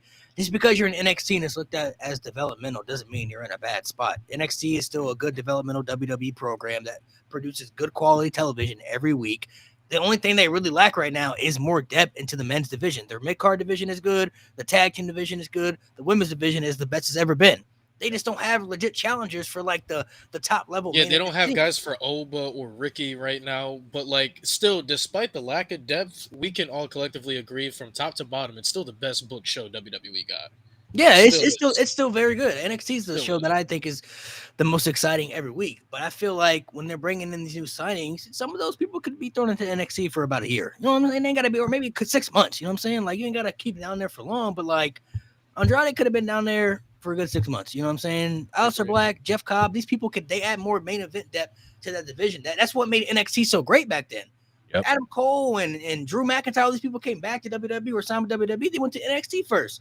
Besides AJ Styles, but other than that, everybody went down to NXT. I would have loved to see AJ in black and gold, bro. Oh my god! And it wasn't looked at as a bad thing either. Like when Samoa Joe came to NXT, like you knew that he was above the NXT level. Like he didn't need to be developed, but it was exciting because of the depth they had in the division for NXT at that time. The matchups and the possibilities of stories that you could see. You knew it was going to be something good.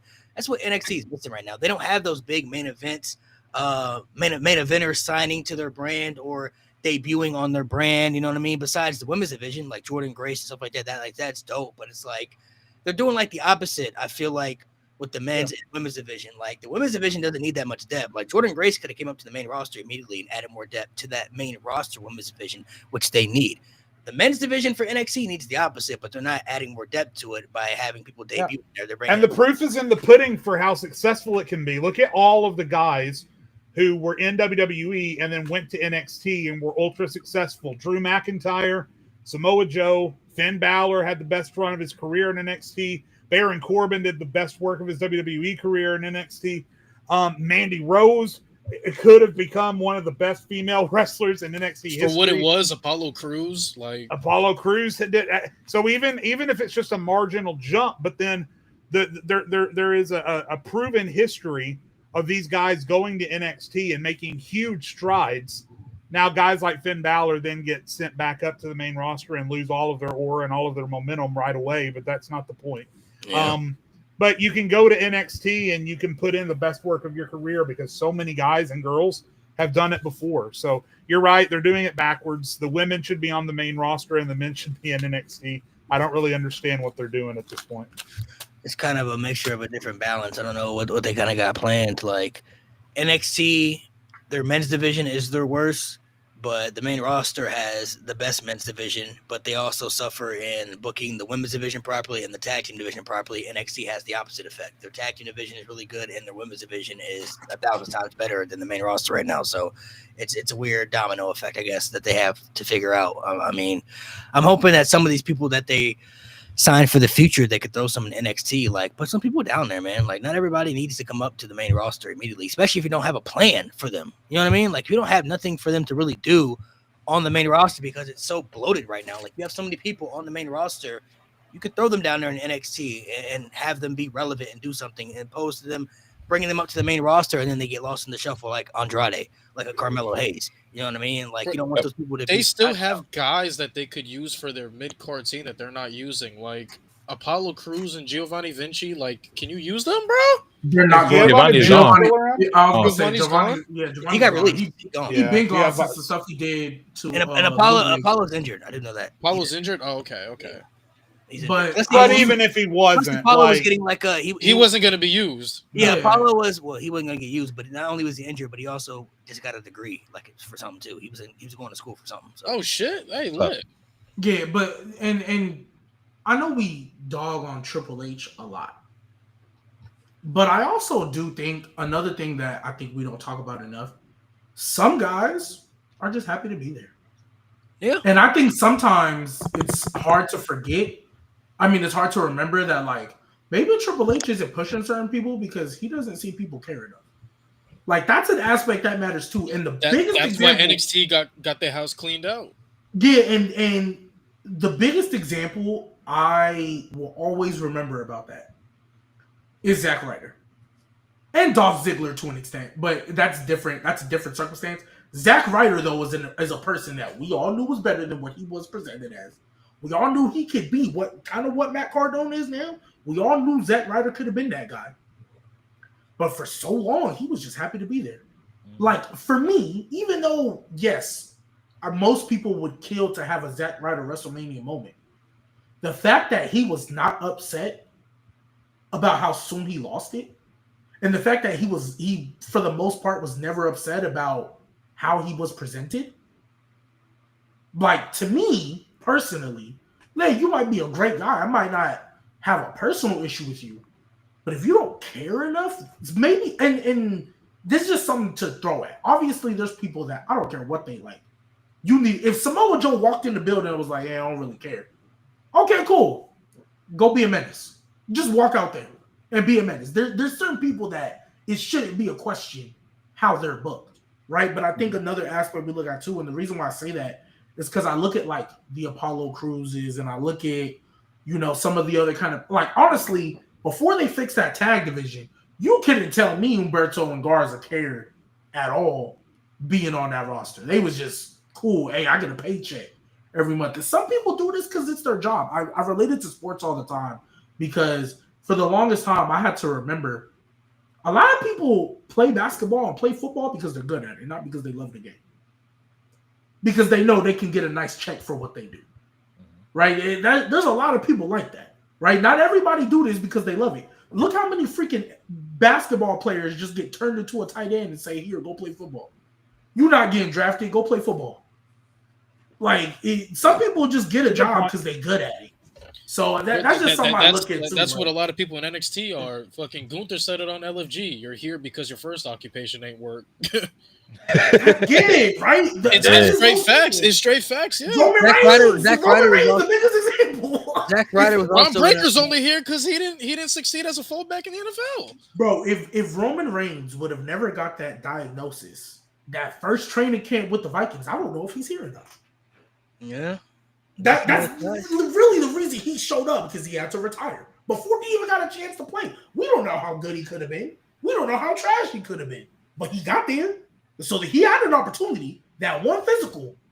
There are certain people too, like I've heard Matt Cardona talk about this in the podcast. It's not so much that he didn't care. Right? He was just more so he was in a position where I guess he kept keeping faith. Like every time they tell him something or he get a nice little push, they take it away from him, and then he would try to work hard to get it back again. You know what I mean? But then you start to realize, like, this is my ceiling. Like, this is where they see me, and this is what I'm going to be. And excuse me, some people can break that ceiling, but it's very hard for you to be able to crack that ceiling. You got to have like a Becky Lynch type of reinvention. You know what I mean? A Becky Lynch type of crowd reaction where it's just undeniable for you to go against, and then you finally see the superstar in front of you. Not everybody is fortunate enough to get that type of treatment at the end of the day. So some people are just happy to be there. You know, some people just want to be in WWE. Yeah, the thing with Zack Ryder too, is I don't know if people saw the interview, but Zack Ryder had to convince Road Dogg to be in the match because Neville was originally supposed to be in the match and then he tore his ACL.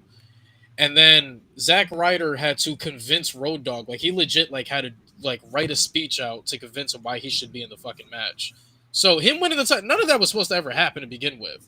Like he didn't even know until like hours before the show that he was going over. And that's a great point. And that's a great point because I do remember hearing about that. But I just look at like everything that was leading up to before. And in this period of WWE, it's not like we can make the argument, no, you're not getting laughed at. No, we knew what Vince was doing, right? It's not like it was Triple H just trying to make a comedy. We knew what Vince was doing. We knew he was trying to make Zack Ryder look stupid, right? And even Dolph Ziggler to a lesser extent, because Dolph Ziggler had his moments, but it's like how many stop-start pushes you had to get, you know what I mean, before you finally say enough is enough. And I mean, credit to him, I'm glad he's doing this thing now. But imagine in Drew McIntyre, obviously he got fired. But Drew McIntyre, I feel like he set the blueprint because, or maybe not set the blueprint, but he is a blueprint because he left. He was supposed to be the chosen one, right? They was trying to push this to the moon, right? But then you say Cody wrote the blueprint first. Yeah, him too, right? And you look at them, and it's like not everybody's gonna get that type of push, but you can come back in a better. Really, position. Drew walked so Cody could. Cody Rhodes, though, I think is the perfect definition of betting on yourself. Though nobody would have ever. 10 years ago, nobody would have ever thought Cody Rhodes would be where he's at right now. WrestleMania main eventer, WWE Championship material, the face of the company. Back-to-back Rumble winner. Like nobody ever would have. Nobody ever would have. Even when he went to the Indies, I still never looked. I mean, I looked at him in a better spot. Like, oh, he's really good, but still, like, even as Ring of Honor, you're like, okay, like he's a big star for this company. Like, you know, makes sense. Nobody would have ever thought that Cody Rhodes would be as big as he is right now in 2025. Like Cody Rhodes is the real definition of betting on yourself. I don't think any wrestler has ever come back from something as bad as Stardust to get to a point that Cody has gotten to with 2 Royal Rumble wins. I raise you, big dog. I was just about to ask. Look for Stardust. I raise you, big dog.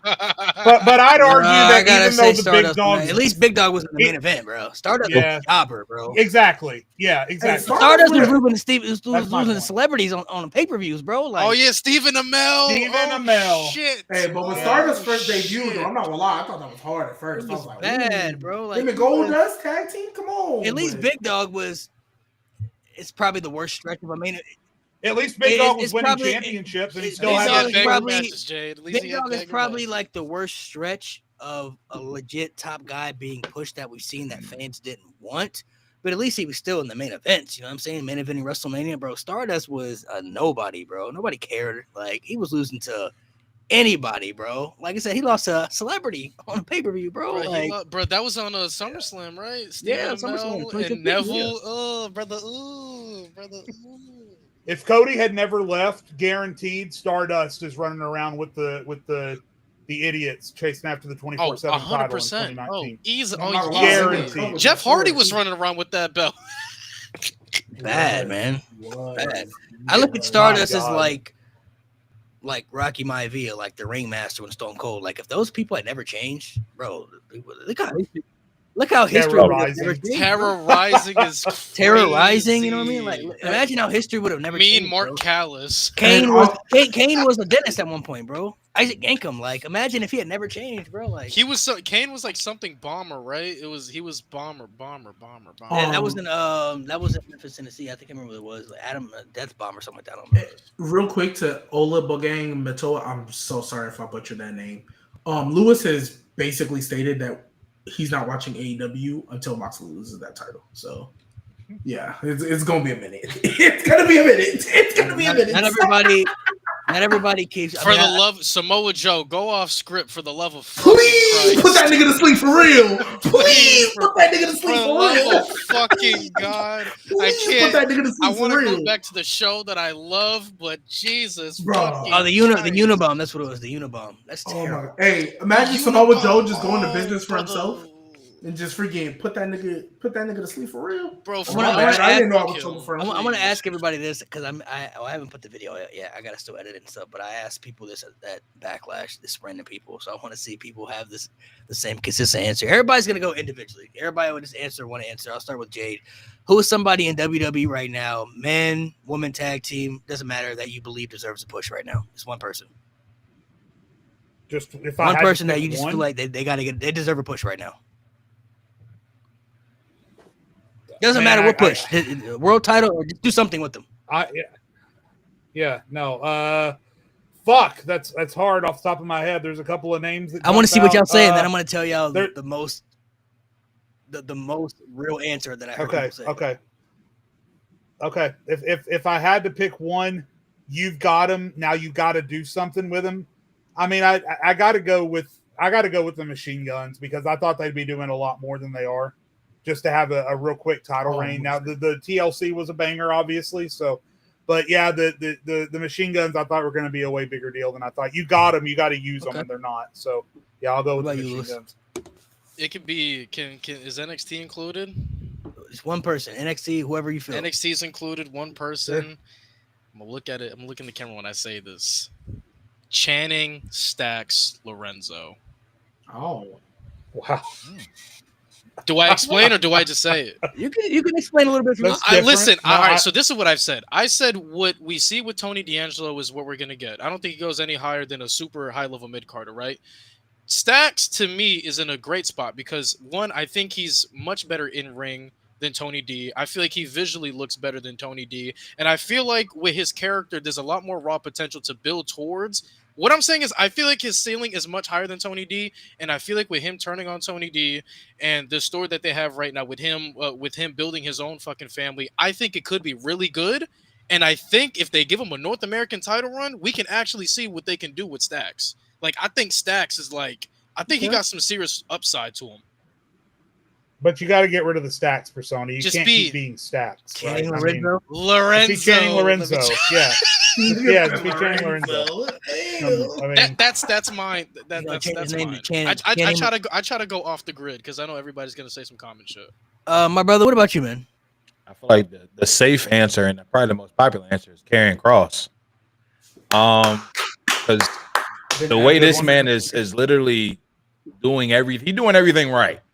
I feel like he's doing everything right. He's taking advantage of TV time.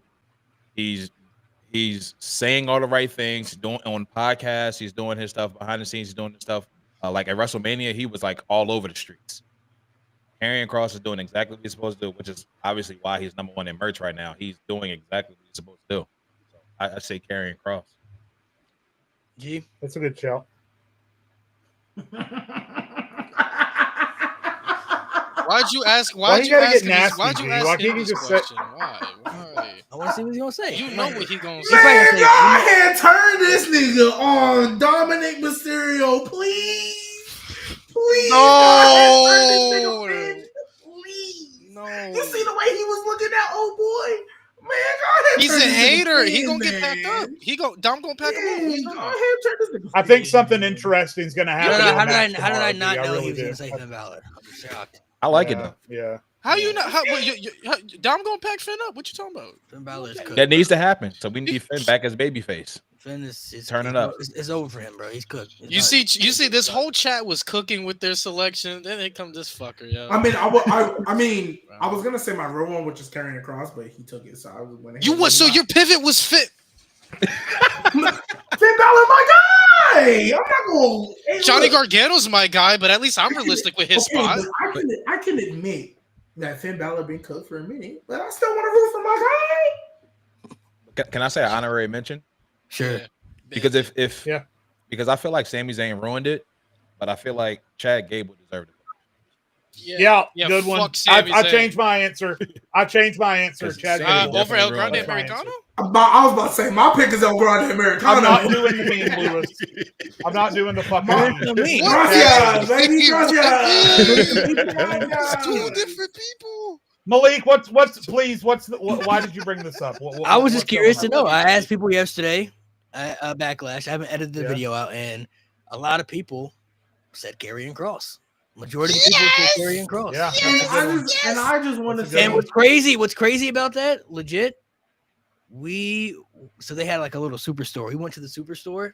They were sold out of his merch completely. Mm-hmm. Number one in merch. Yes. Number one in merch. Bro. We've been here since the beginning. I was about to say, it makes me happy. I can remember a time on this podcast where we fantasy booked WrestleMania, and I said put Karrion Kross against LA Knight for the U.S. title, and y'all fuckers drove over me with a fucking. I said put Karrion Kross in the Money in the Bank. I didn't say he had to win it. Hold on.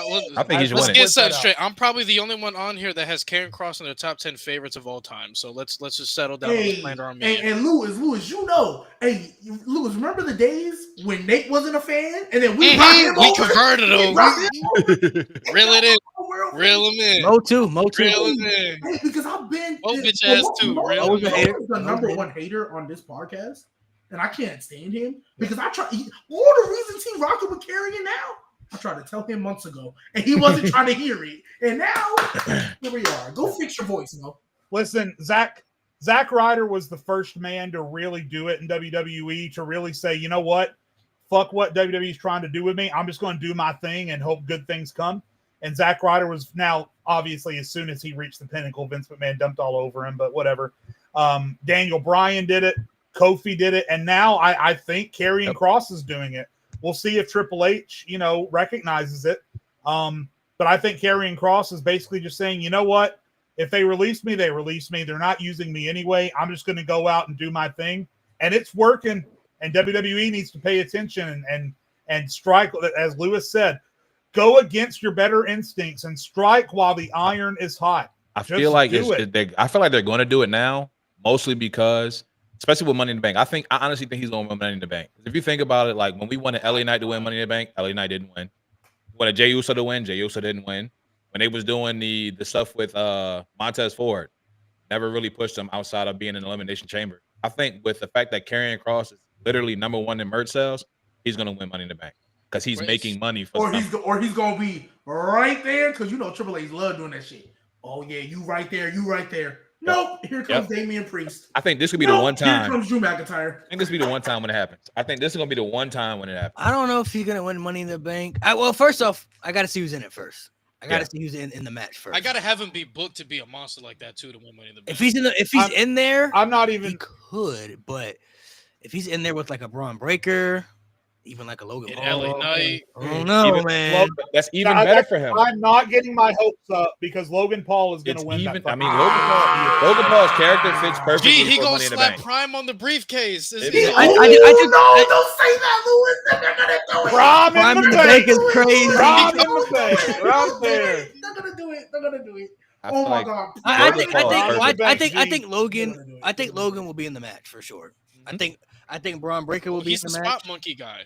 I think Karrion could be in there. I could see like Penta being in there to be like somebody who takes the high flying stuff. I could see like a Ray Phoenix, somebody who could do the high spot. Phoenix, hell yeah.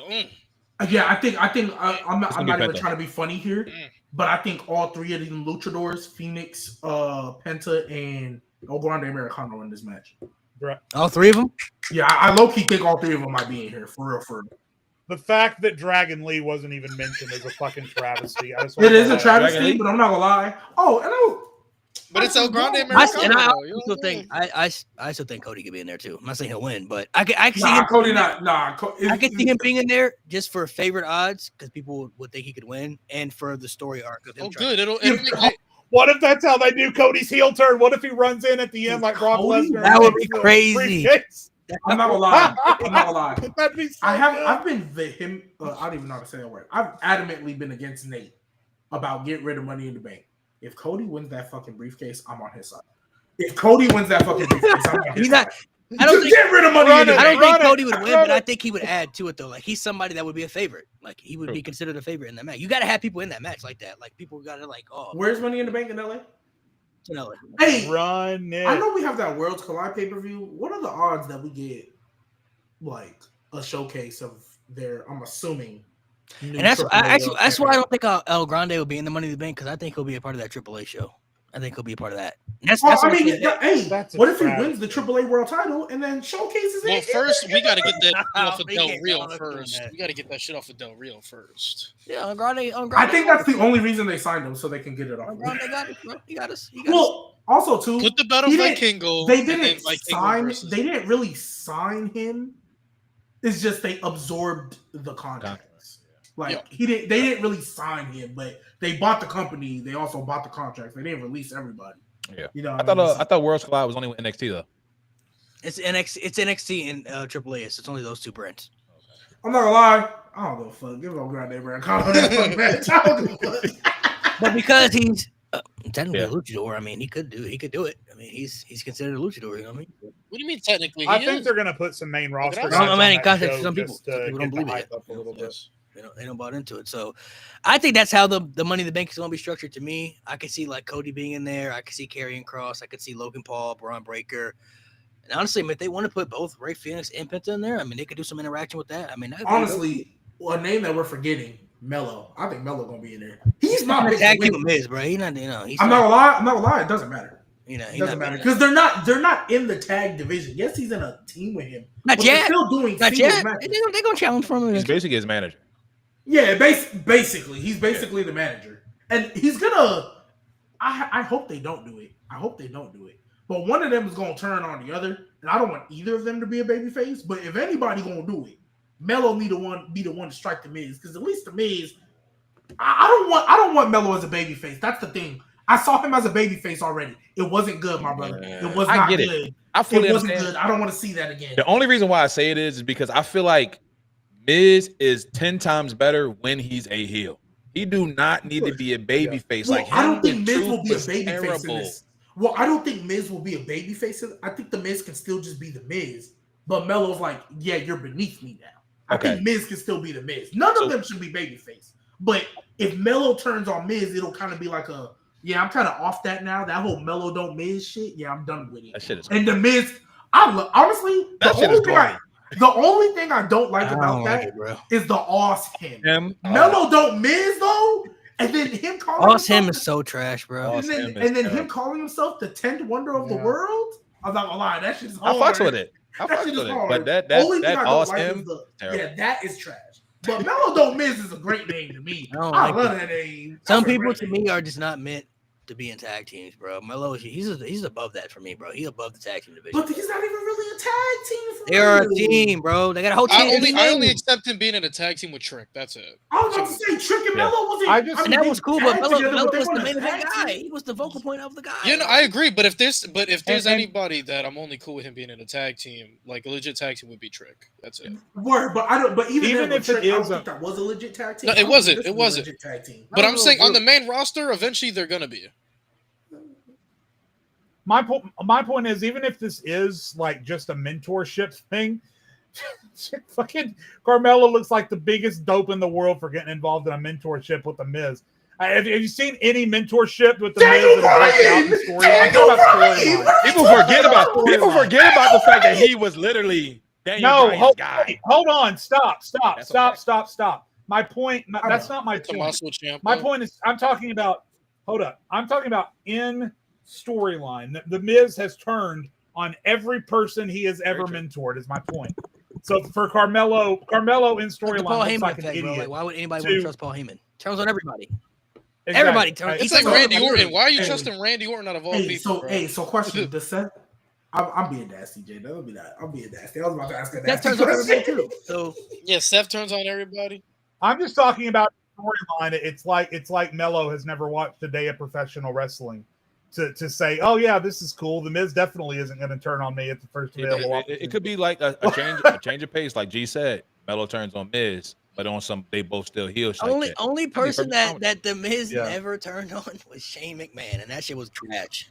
That shit was not good, bro. Like, hey, the match they had at Mania was fire though. It was all right. It was a match. They did wrestle at a Mania, you know. The false count. Yeah, the bell rung and then it rang again. The false count anywhere wasn't good. Come on, the steel cage match was solid. It was solid. It was. Cool. I remember it was cool. It was cool. But it was one of the best matches at that time though. That's when I knew like Miz is a babyface.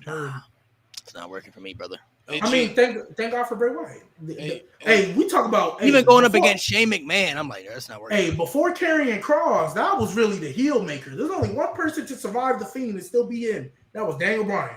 That's the only person to survive the Fiend. Before Karrion Kross was turning everybody heel. Man, R.I.P. Bray Wyatt. Y'all be well. R.I.P. Bray Wyatt. Hey, G, just to make you sad, I went on Twitter and I saw the iconic Enzo and Cass promo without the mic, and now I'm sad. I think that's where my hate for Jeff Hardy really emanates from. Still, you can't do that on him, bro. I'm not gonna lie. You can't. You got the same hatred. You got the same hatred for Matt Hardy too, then? I mean, Matt Hardy's never been in conversations that I want to knock him down from. So it's different with him. Bro, but I genuinely put that. I'm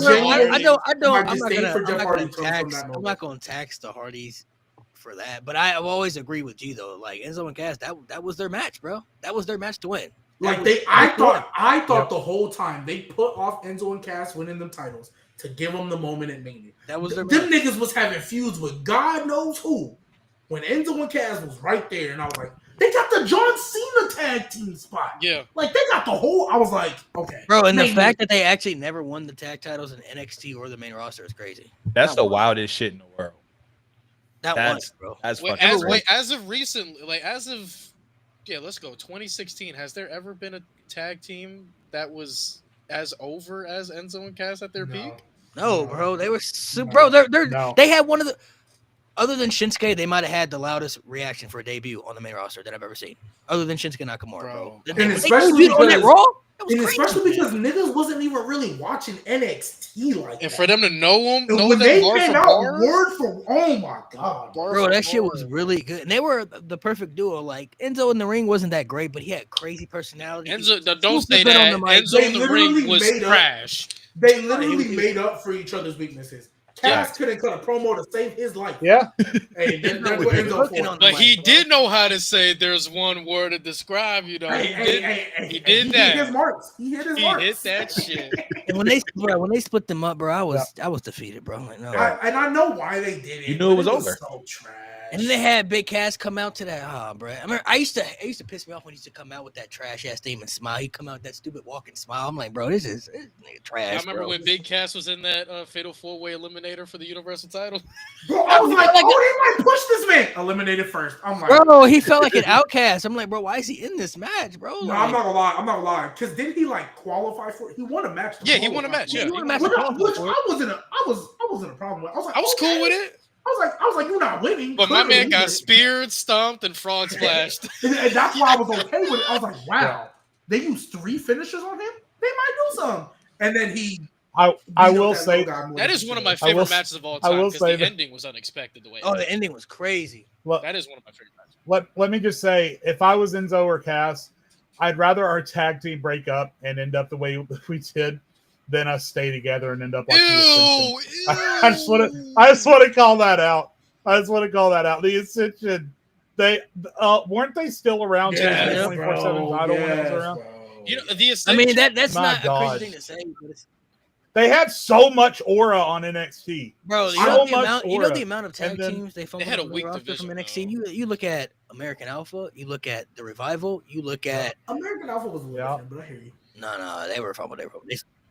They split them up way too fast. Way too fast. I feel like eventually they were going to get back together. I was about to say they were going to get back together, but then Jason Jordan got hurt.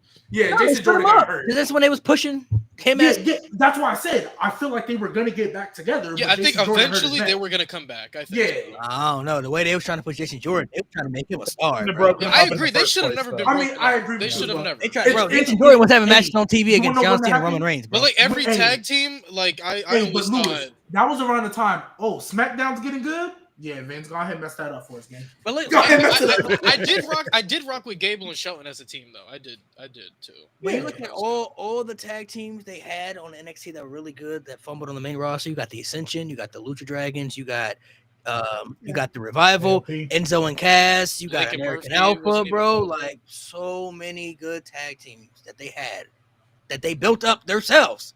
Just to come up to the main roster and do nothing with Lucha Dragons had a great first show. They debuted them in England, and Lucha Dragons, bro, were really good, man.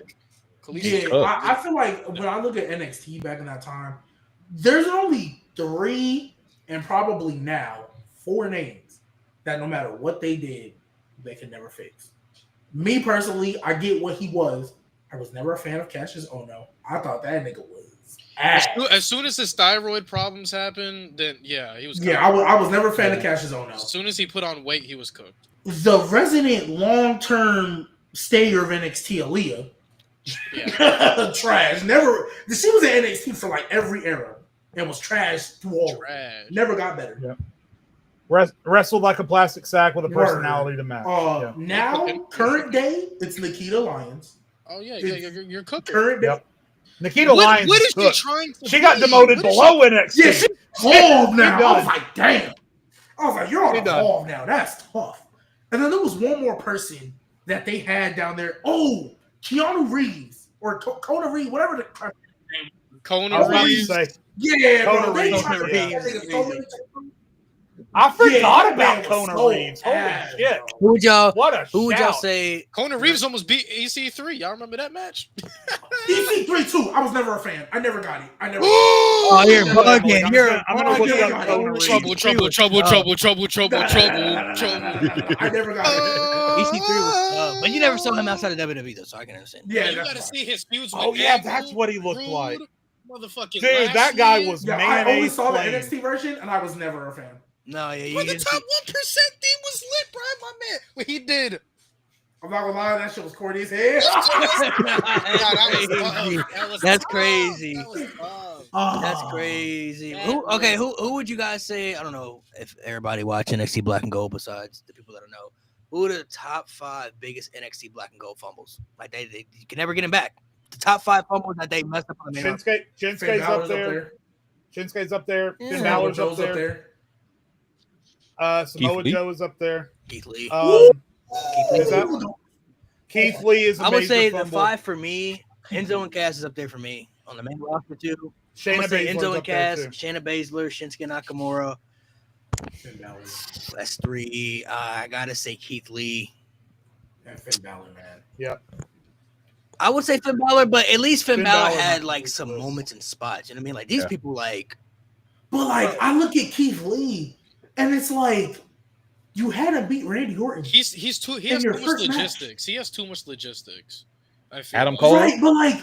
He never came up. That's what I'm saying. He never keep him. But we know why he didn't come up. We know what his plans were. I probably honestly would say Samoa Joe for my 5th spot. Like, how was he never the world champion? Not once. Right. Not one time he could have been the world champion at some point during that time frame. Could have made him the world champion. Not one time. Come on, bro. Curious. What happened? How do you look at Samoa Joe and not think, he could be a world champion for me? Not even saying he had to be in the main event of WrestleMania. I mean, awesome. Part of it, my brother, was injury. Part of it was he. But Asuka at least had some like she had some good moments though. Like she had titles. Her origin. Every single I'm not gonna lie, and I'm never going to discredit Asuka because for whatever reason, she still gets cheered when she came out. However, Asuka, there is only one time in WWE since she lost to Charlotte, obviously, because when she came up, she was great. There's only been one time in WWE where she felt like a credible woman on that roster. And that's when she tapped out Becky Lynch. Pandemic. And I was like, oh. Yeah. Becky Lynch, another GOAT elevator, has revived Asuka by tapping out to her. You know what they did with her right after? Her fucking lose to Charlotte for no reason. And she ain't been shit ever since. I'm not gonna lie. I don't care what title she won. Don't hold on. Don't discredit the pandemic. I'm sorry. She was great during the pandemic. I completely forgot about the pandemic. That's on me. I apologize. She was great during the pandemic. So wait, what's the quote? Like people that were fumbled on the main from NXT, Black and Gold NXT. Right, I think Asuka's for sure up there. So I agree with Malik's I'll give you my 5. Yep. So I'll go Enzo and Cass. Secondly, I'm gonna go Ember Moon. That's a good okay. All right, so I got Enzo and Cass. I got Ember Moon. Then right after that, I'm gonna go.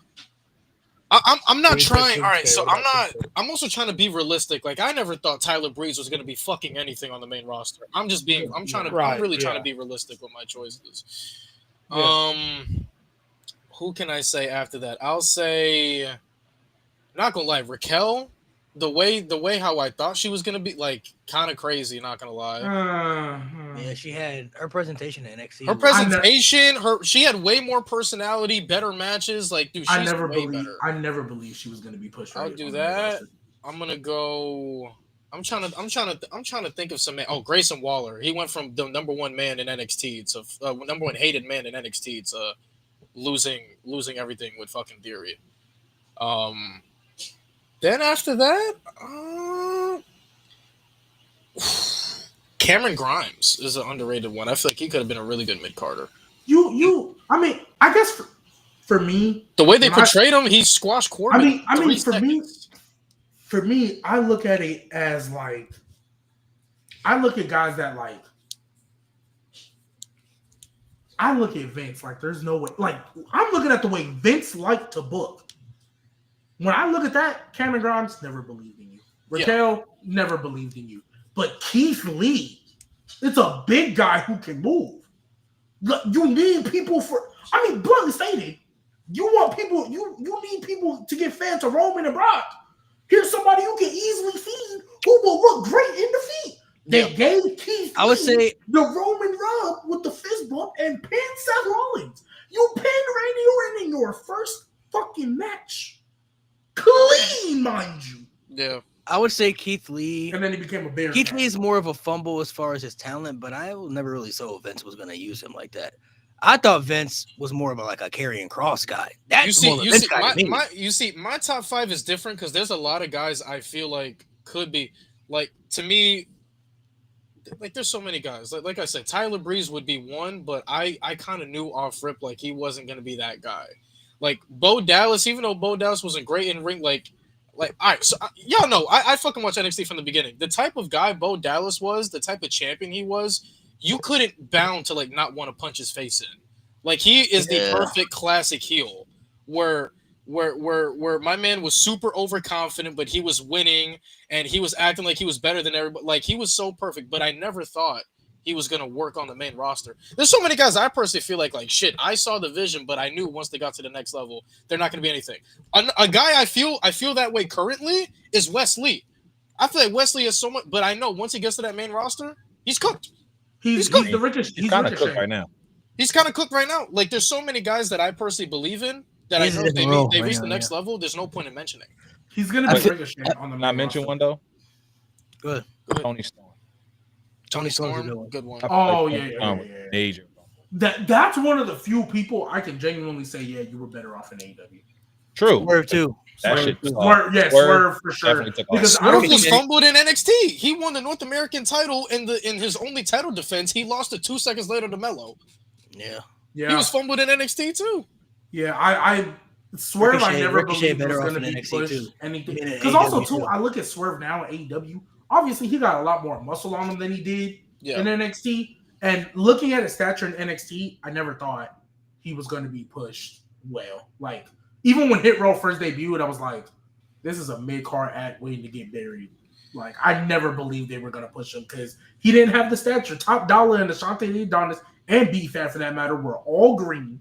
Yeah. Right? They was all green. And the only one that was advanced can fit up under the door when it's closed.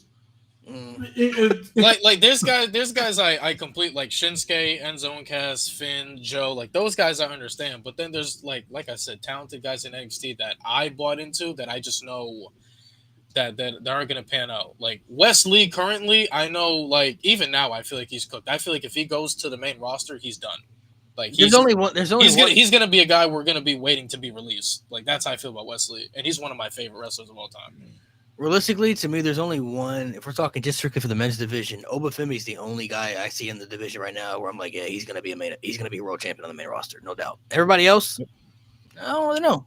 I'm not really sure. Ricky Saints is another one. I know he's gonna get over because he's fucking Ricky. But Ricky will be fine, and I'm sure he'll be NXT champion at some point too, probably at some point. But like when you're looking at main roster presentation, Oba, I agree. Oba's like honestly, I'm not gonna lie. I'm kind of scared for what's his face.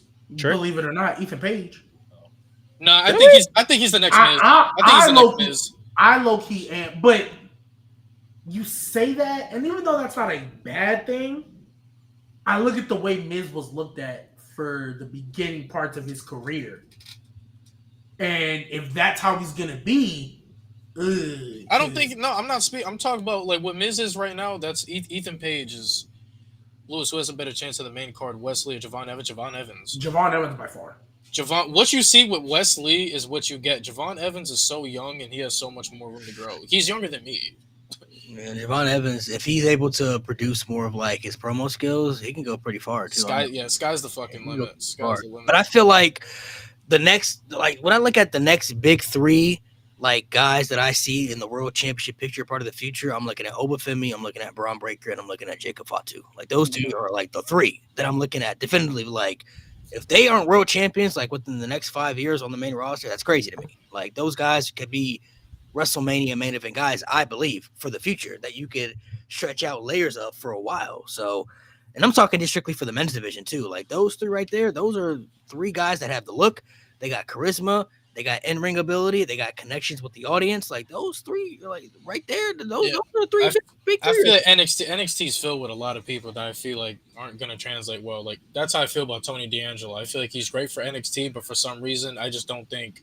Yeah. I don't think he's going to translate well, in my opinion. Andre Chase is another one. Andre Chase is another one. Trick, I feel like Trick is going to get really over. I think Trick is one of the few guys that will transcend because of the whoop that Trick chant. Like the whoop that Trick, it can go far, but at the same time, I think he's never going to be able to deliver. I don't think so either. I don't think so either. I'm not high on Trick. Never have been. They're going to stick him right back with Melo. Bro, did I tell you that and you told me no? God damn it. Who? I told you that earlier. They're going to do that. Me? They're sticking back with Melo. If you're talking about, if you said this like right when he won, I thought he was eventually going to be better than this, but he wasn't. So I told you. I told you. He was his best stuff. Well, I will say they did lack a lot of depth in that division for him, but his best stuff was the title chaser. Like Ilya made him look really good, during the Ilya made that man look crazy. But there are guys that could surprise us how they transcend. Like Ilya before the ACL tear, my man's was out here like cooking. He was. But cooking. Even with Ilya, I felt kind of what Melo is doing now. Obviously, he just got with the Miz, but the way Melo was looking, I felt that was going to be the same with Ilya. We know what he could be, but I felt on the main roster, because of his stature, unfortunately, I was like, it's going to take a little minute before Ilya. I thought Ilya was cooking before he got hurt. Personally. He was cooking in matches, but he was still losing, and he was still like, he was losing in ways where they were barely scraping by him. Granted, losing to Braun Breaker isn't a problem. Just like when Melo first got here, losing to Cody and Randy, like that's not a problem. Yeah, but like it's gonna take a minute too, because Ilya's whole thing, he's the czar. He's all about, I could take as much punishment, whatever the case. And yeah, that was cool when you was fighting all the weak ass niggas in NXT. Now you up in the big boys, you got the Braun Breakers, the Sets, and you look smaller to them in comparison. Yeah. It's gonna take a minute before people really start believing you. Even a guy like Sami Zayn, like he's tall and fit too, and he makes a lot of the guys. But honestly, I feel like with Ilya, it's not hard for them to get that over though. All you got to do is put him in there because he got mad intensity. He probably got more intensity than half the people on the roster right now. You match him up with the right people, bro. Put him in there with Sheamus. Put him in there with like Drew. You put him in there with those physical guys that can hit hard. They're gonna see that Ilya can hold it. They put him in there the triple threat with those guys, and he whooped their ass, bro. If you think about it, like some of Ilya's best matches were with Gunther, and that's when he was with Walter, and he was bigger than he is now. Yeah, and he was holding his own. They used to beat the shit out of each They're other. fumbling Melo. Y'all use the word fumble too much. They're not fumbling. Melo is fine. Melo had nothing to fumble to begin with. What the fuck? Who's fumbling Melo? The people that saying they're fumbling Melo. Yeah, I giving up. It's like y'all already saying that they're fumbling. We see him every week. When we seen him on TV, nobody was really hyped for him. Y'all wasn't buying his merch. Y'all didn't care about Melo. Y'all just saying that because he's not in matches like that. I mean that leads to Carmelo Hayes could be outrage thing, but we don't have to get into it. Carmelo Hayes, he's still going to be fine. I still think he's going to be a nice star for WWE. But I feel like the way y'all want Melo to be pushed, honestly, that could be Montez Ford. He better, if you ask me. Montez Ford. I mean, it could be, but honestly, Montez Ford, and it's a credit to him. He does not want to leave Dawkins behind because I think we know what's going to happen. He knows what's going to happen. He knows what's going to happen. And Blunt will say, "Hey, loyalty, man! Congratulations! Like I'm all for it." Somebody else gonna take that spot that you word like that's literally. Honestly, that guy might be Jacob Fatu. Jacob Fatu. I mean, I'm not gonna lie, Jacob Fatu. There is not a lot of people in this company that I think are positioned right now in a better spot than Jacob Fatu. There's really only like 4 or 5. Hey, you heard what Cole said on commentary? Jacob Fatu has yet to be pinned or submitted since coming to WWE. They're pushing that. I promise you, there's only like 4 or 5 people: Roman, Seth, Punk, Cody. And I mean, maybe you don't think Gunther?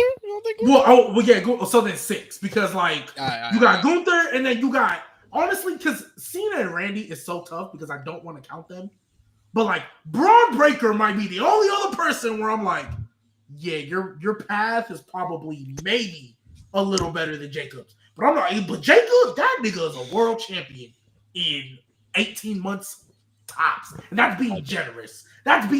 He's probably a world champion sooner than that. This U.S. title is not going to last long because he's going to lose it in a multi-man match because Solo's going to cost him. He's going to whoop all their ass, and then he's going to win the world title. Honestly, when Cody wins this shit back, Jacob Fatu should be the one to beat him. I don't care. When Cody wins this shit back, Jacob Fatu should be the one to beat him. He should be the one to beat him.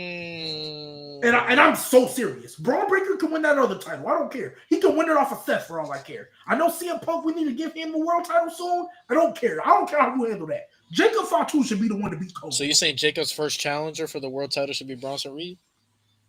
Hell yeah, nigga, what you mean? Hey, look. This is a perfect occasion for it. I got you.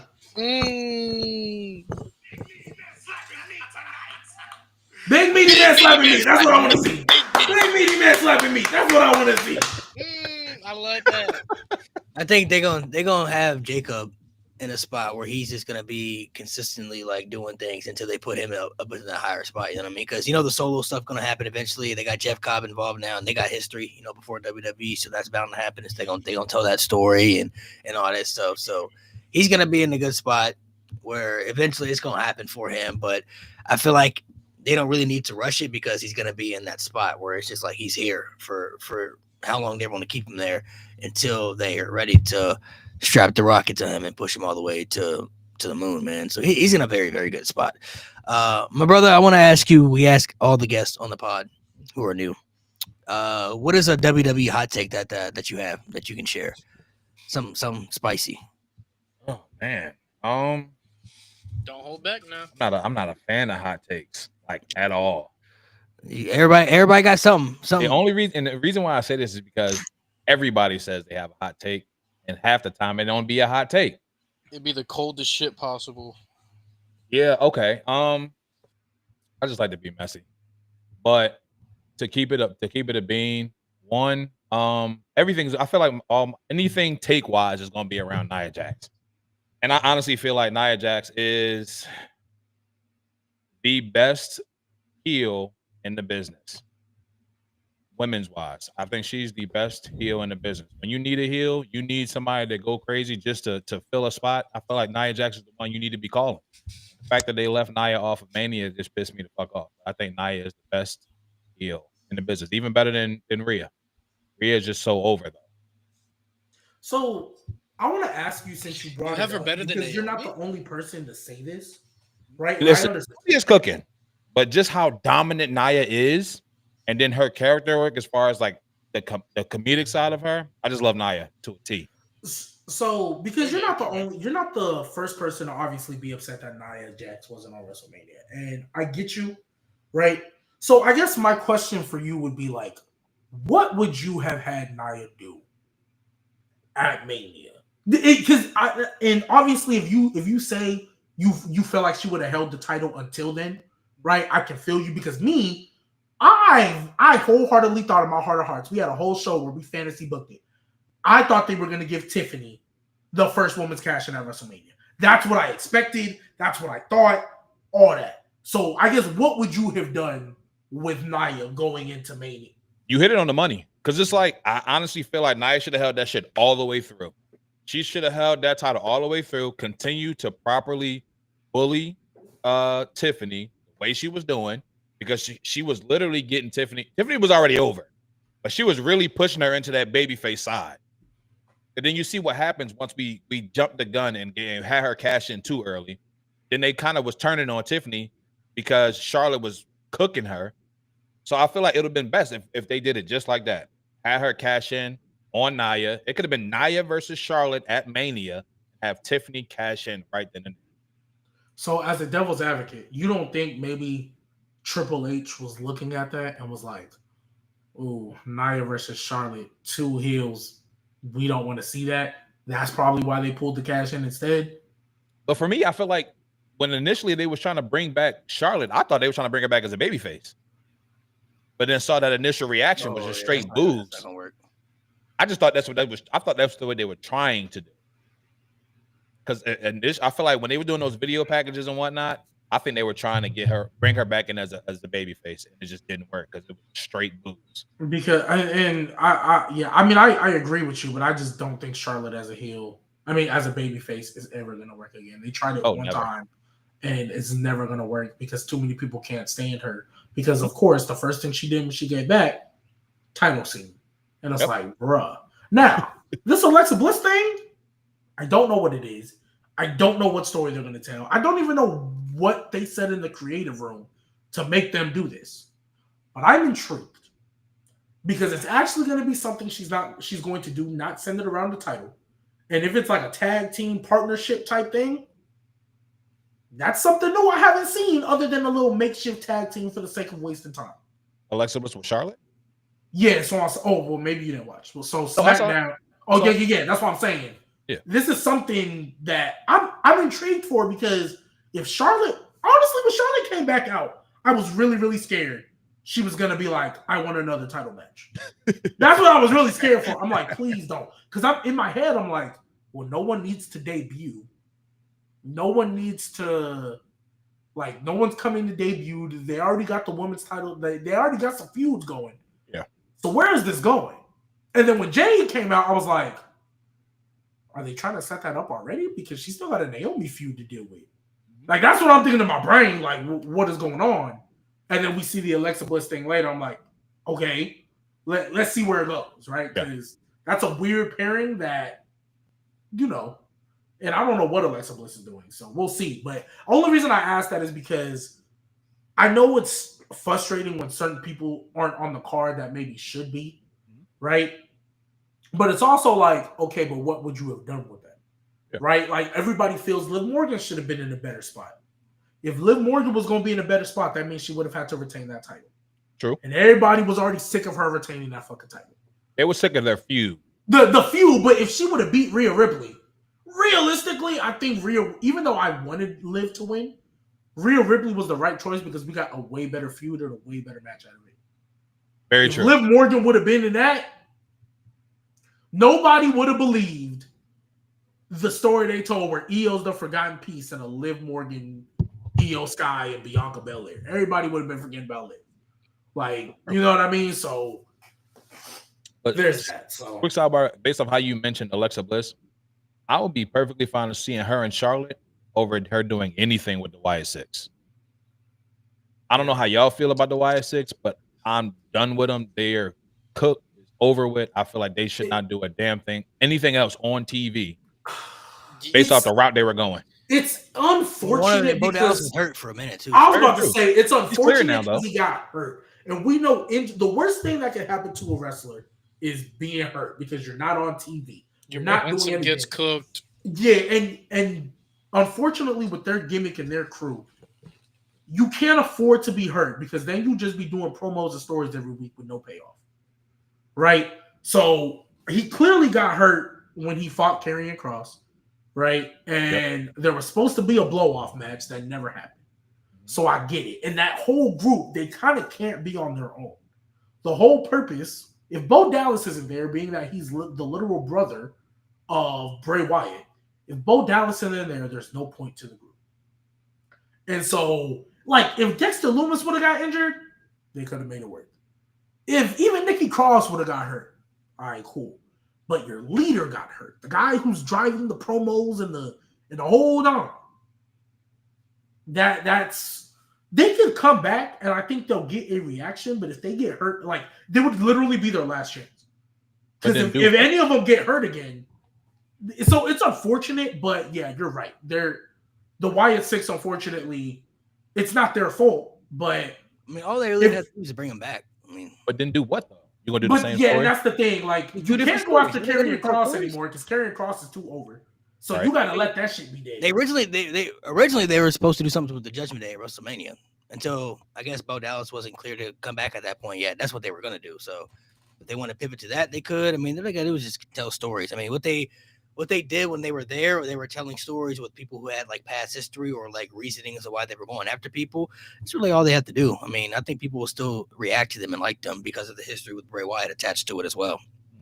As long as you put them in stories that are interesting, I think they'll have good spots to be in because what they did before, I mean, their stories are pretty interesting. I just don't want them to chase championships or win championships. That was like kind of the detriment to the Fiend's character when they were throwing him in the title picture and he didn't need to be in the title picture, and it was a detriment to his character every time because every time he won the Universal Championship, it turned out bad. First time he had it, he lost it to Goldberg, and then the second time he had it, he only had it for a week just to drop it to Roman Reigns at a pay-per-view they created the week after SummerSlam. So all they have to do with the Wyatt Six is just tell appealing stories that people can be invested into who are into those type of gimmicks and those type of stories that Bray Wyatt used to tell, translating now to the Uncle Howdy character with everybody else involved. So if they want to add Alexa Bliss to it, that's Gucci. They could. They don't have to, maybe, but it would make sense because she's a part of it. But if they want to separate her from that and do something different with her, they could do that as well. So, I mean, Alexa's kind of like in a good spot right now, I feel like. So, too. I don't know what they're going to do with her and Charlotte. I don't know if they're going to be a tag team or I don't know what they're teasing with her and Charlotte. I mean, them two as a team. I'm just glad it's something different. Them two as a team, I guess, wouldn't be terrible necessarily. I mean, Charlotte's been chasing the world title her whole career pretty much multiple times. Alexa Bliss has been off TV for 2 years, you know, and stuff like that. So for her to be back now and her being kept off WrestleMania too after that return she had at the Royal Rumble and stuff, and then the stuff she did in the Elimination Chamber, that was kind of wild to me as well. But I mean, I guess her and Charlotte as a team could be cool, but it's just like their tag team division is so like really cooked and nonchalant. I don't know how people would really care about it. You know what I mean? It's just kind of like, I mean, I guess they could do it, but it might not be like a tag team, but it might just be like a, you know, the whole we're gonna take over WWE. Because I genuinely think Liv Morgan going off to do this thing is they're out to get rid of these tag titles because Raquel has not held up things, and they haven't brought up like, oh, when they get back, we're gonna fight for them. Oh, when they haven't mentioned it at all. So that might be their out. I genuinely believe if Liv Morgan comes back and nobody mentions those tag titles again, nobody would be tripping. Like, cool, great, wonderful, right? Now, granted, would there be a point to Raquel in the Judgment Day at that point? No, because she's the worst bodyguard in WWE history. However, when I look at it, for me, the only thing that can save Charlotte is if she finally starts telling stories without the title. That's one thing we always said about Roman to an extent. All right, great. You gave us this generational heel run. You gave us this generational title run. In order for us to maybe not completely forget it, but to really wash away all the stuff as the big dog that you did, like that bad, I need to see you tell great stories without a title reign. And granted, he ain't been here great, but when he has been here, he's been telling amazing stories, right? Maybe matches wasn't perfect because it's still Solo Sikoa, but you've been telling great stories since you came back. The promo in Georgia Tech Stadium with Cody Rhodes gave me goosebumps. I thought y'all was setting up for Cody Roman 3. at WrestleMania the way y'all shot that shit, right? Like, he's been telling great. So I think with Charlotte, I have to see you do something around the title. We would most likely be okay with you a lot better, and maybe not trip if you broke the record. If you gave us a good 2 years telling stories about the title, and it can. Obviously you don't want to bury talent, and you can't always lose, right? But you got to tell compelling stories. A lot of people, or you're able to forgive losing in a great story. You can get past that if you have great stories behind it. I think of like NXT Velveteen Dream. I think of like all these guys who lost pretty much every big match, but the story was always compelling. We damn near didn't care, right? Right now, Karrion Kross. Can't remember the last time he won a match. But we care so much about the stories, we can forget and not think about any of that. Charlotte could lose her next 5 feuds. If she gave me great stories behind it, I wouldn't care. I would care, but it wouldn't be a detriment. Like, eventually I'd be like, okay, we got to start winning now, though. Because eventually you lose too much, then I don't believe in you. But that's the thing. She's got to do something for at least 18 months. From this past Mania to SummerSlam next year, I don't want to see her near a title. I don't. Not even the mid-card one, honestly. Because then you're just stat padding at that point. I don't even want to see you near the mid-card. Yeah, the only detriment to Charlotte Flair's career is that she's just not been able to evolve in any aspect with her gimmick. Her in-ring ability has never been the issue. Everybody knows she's great in ring. She could put on fire-ass matches. She could put on banger matches. She's had some of the best women's matches we've ever seen in the company's history. But her lack of development with her character, she's been the same since 2014, since we first saw her in NXT till now. It's about chasing the championship, being the queen, woo, like all that stuff. Like, that's literally been the existence of Charlotte Flair. She's never been able to evolve with storylines outside of just chasing the championship, which isn't just a thing for her. It goes to booking too, because a lot of the women that have been at the top have that same issue, but they were able to evolve their characters where they were switching from babyface to heel and evolving and promos, elevation of other talent. Like, there are other things they evolved in to help raise them up. Charlotte Flair has kind of just been the same her entire existence for her whole career. I want to see what she can do without chasing the championship.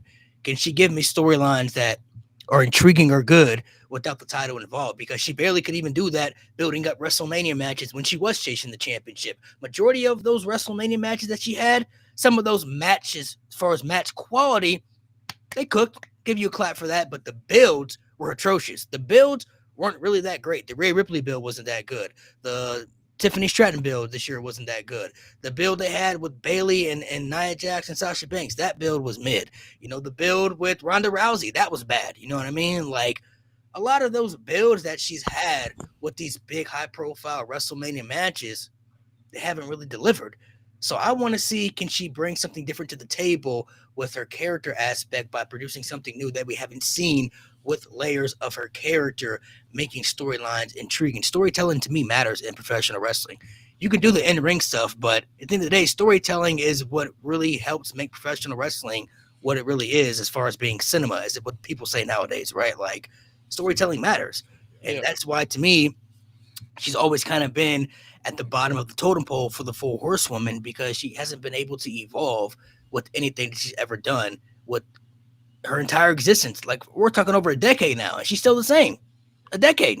The only person that got away with that was John Cena. But John Cena was giving us good stories, great matches, and good quality TV, you know, from time to time. You know what I mean? Like, Charlotte Flair has done the opposite effect. Cena was also elevating talent from the undercard to the mid-card to the main event scene. Like, Charlotte has been none of that. Like, even when you're winning championships, your reigns are not good. Like, nothing. Like, imagine if John Cena never had that U.S. Open title run.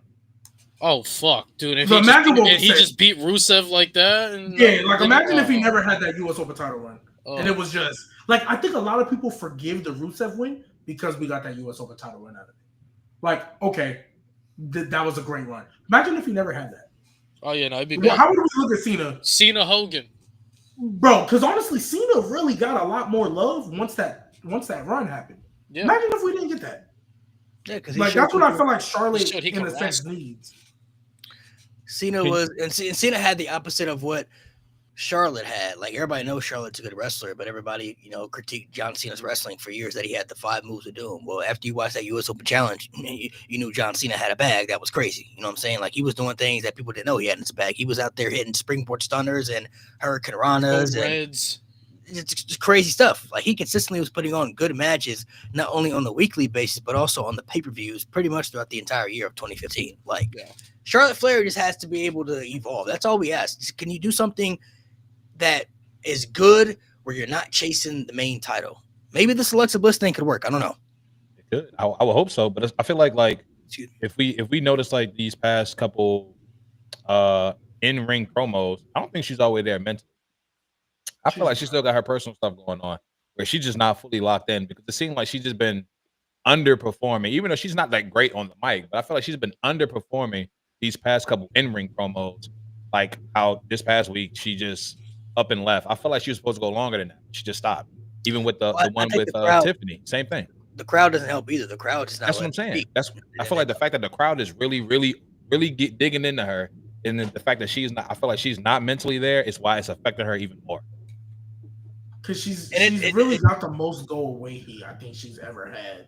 Oh, for sure. And she just came back from an injury too. She just came back. Yeah, like she was gone for over a year. And it's not the same, obviously, but Roman was getting booed when he came back from leukemia.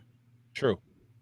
Like, if he can still get booed after coming back from beating cancer, like Charlotte and honestly, this is the worst Charlotte ever got, because when she came back to beat Ronda Rousey, everybody cheered the fuck out of that. Everybody cheered when she came back and beat Ronda. But to be fair though, that's just because they don't like Ronda. Exactly. That was my thing. Like, it was. But I don't think she looked at it that way. I think she thought, oh, these people actually kind of like me. Nah, man, that ain't it. Ronda Rousey is the only person that I think Charlotte can match up with that people will cheer Charlotte in that feud. Anybody else? They're not cheering. They're not rooting for Charlotte. I don't see that scenario. Ronda Rousey is the only. Natalya gets cheered over Charlotte. She's the only woman. So. All right, fellas. I even think Natalya can make Zelina Vega get cheered. Hot baby face reaction. Oh my goodness! You said Natalya in the bag. Natalya in the bag is nasty word. Nasty word. All right, fellas, we're gonna go ahead and hop off, man. Appreciate you guys for coming through, my brother. Appreciate you for coming to the pod, man. Thank you for coming through as a guest. We'll definitely bring you back on for sure. Once again, I'll let you plug in your socials one last time to everybody they can follow you and check you out. Socials everywhere: YouTube, Twitch, IG, TikTok. All my brother 215. That's MYBROTHA 215. It's me on everything. Appreciate y'all. I appreciate y'all for having me here, man. It's a dope setup. Dope people, man. Y'all definitely know y'all shit. So I definitely fuck with y'all. Appreciate it, man. Appreciate it. Make sure you guys go check him out, man. We're gonna be back. Change that Lewis left, so I had to change it to that. We'll be back next week, man. Appreciate you guys for coming through.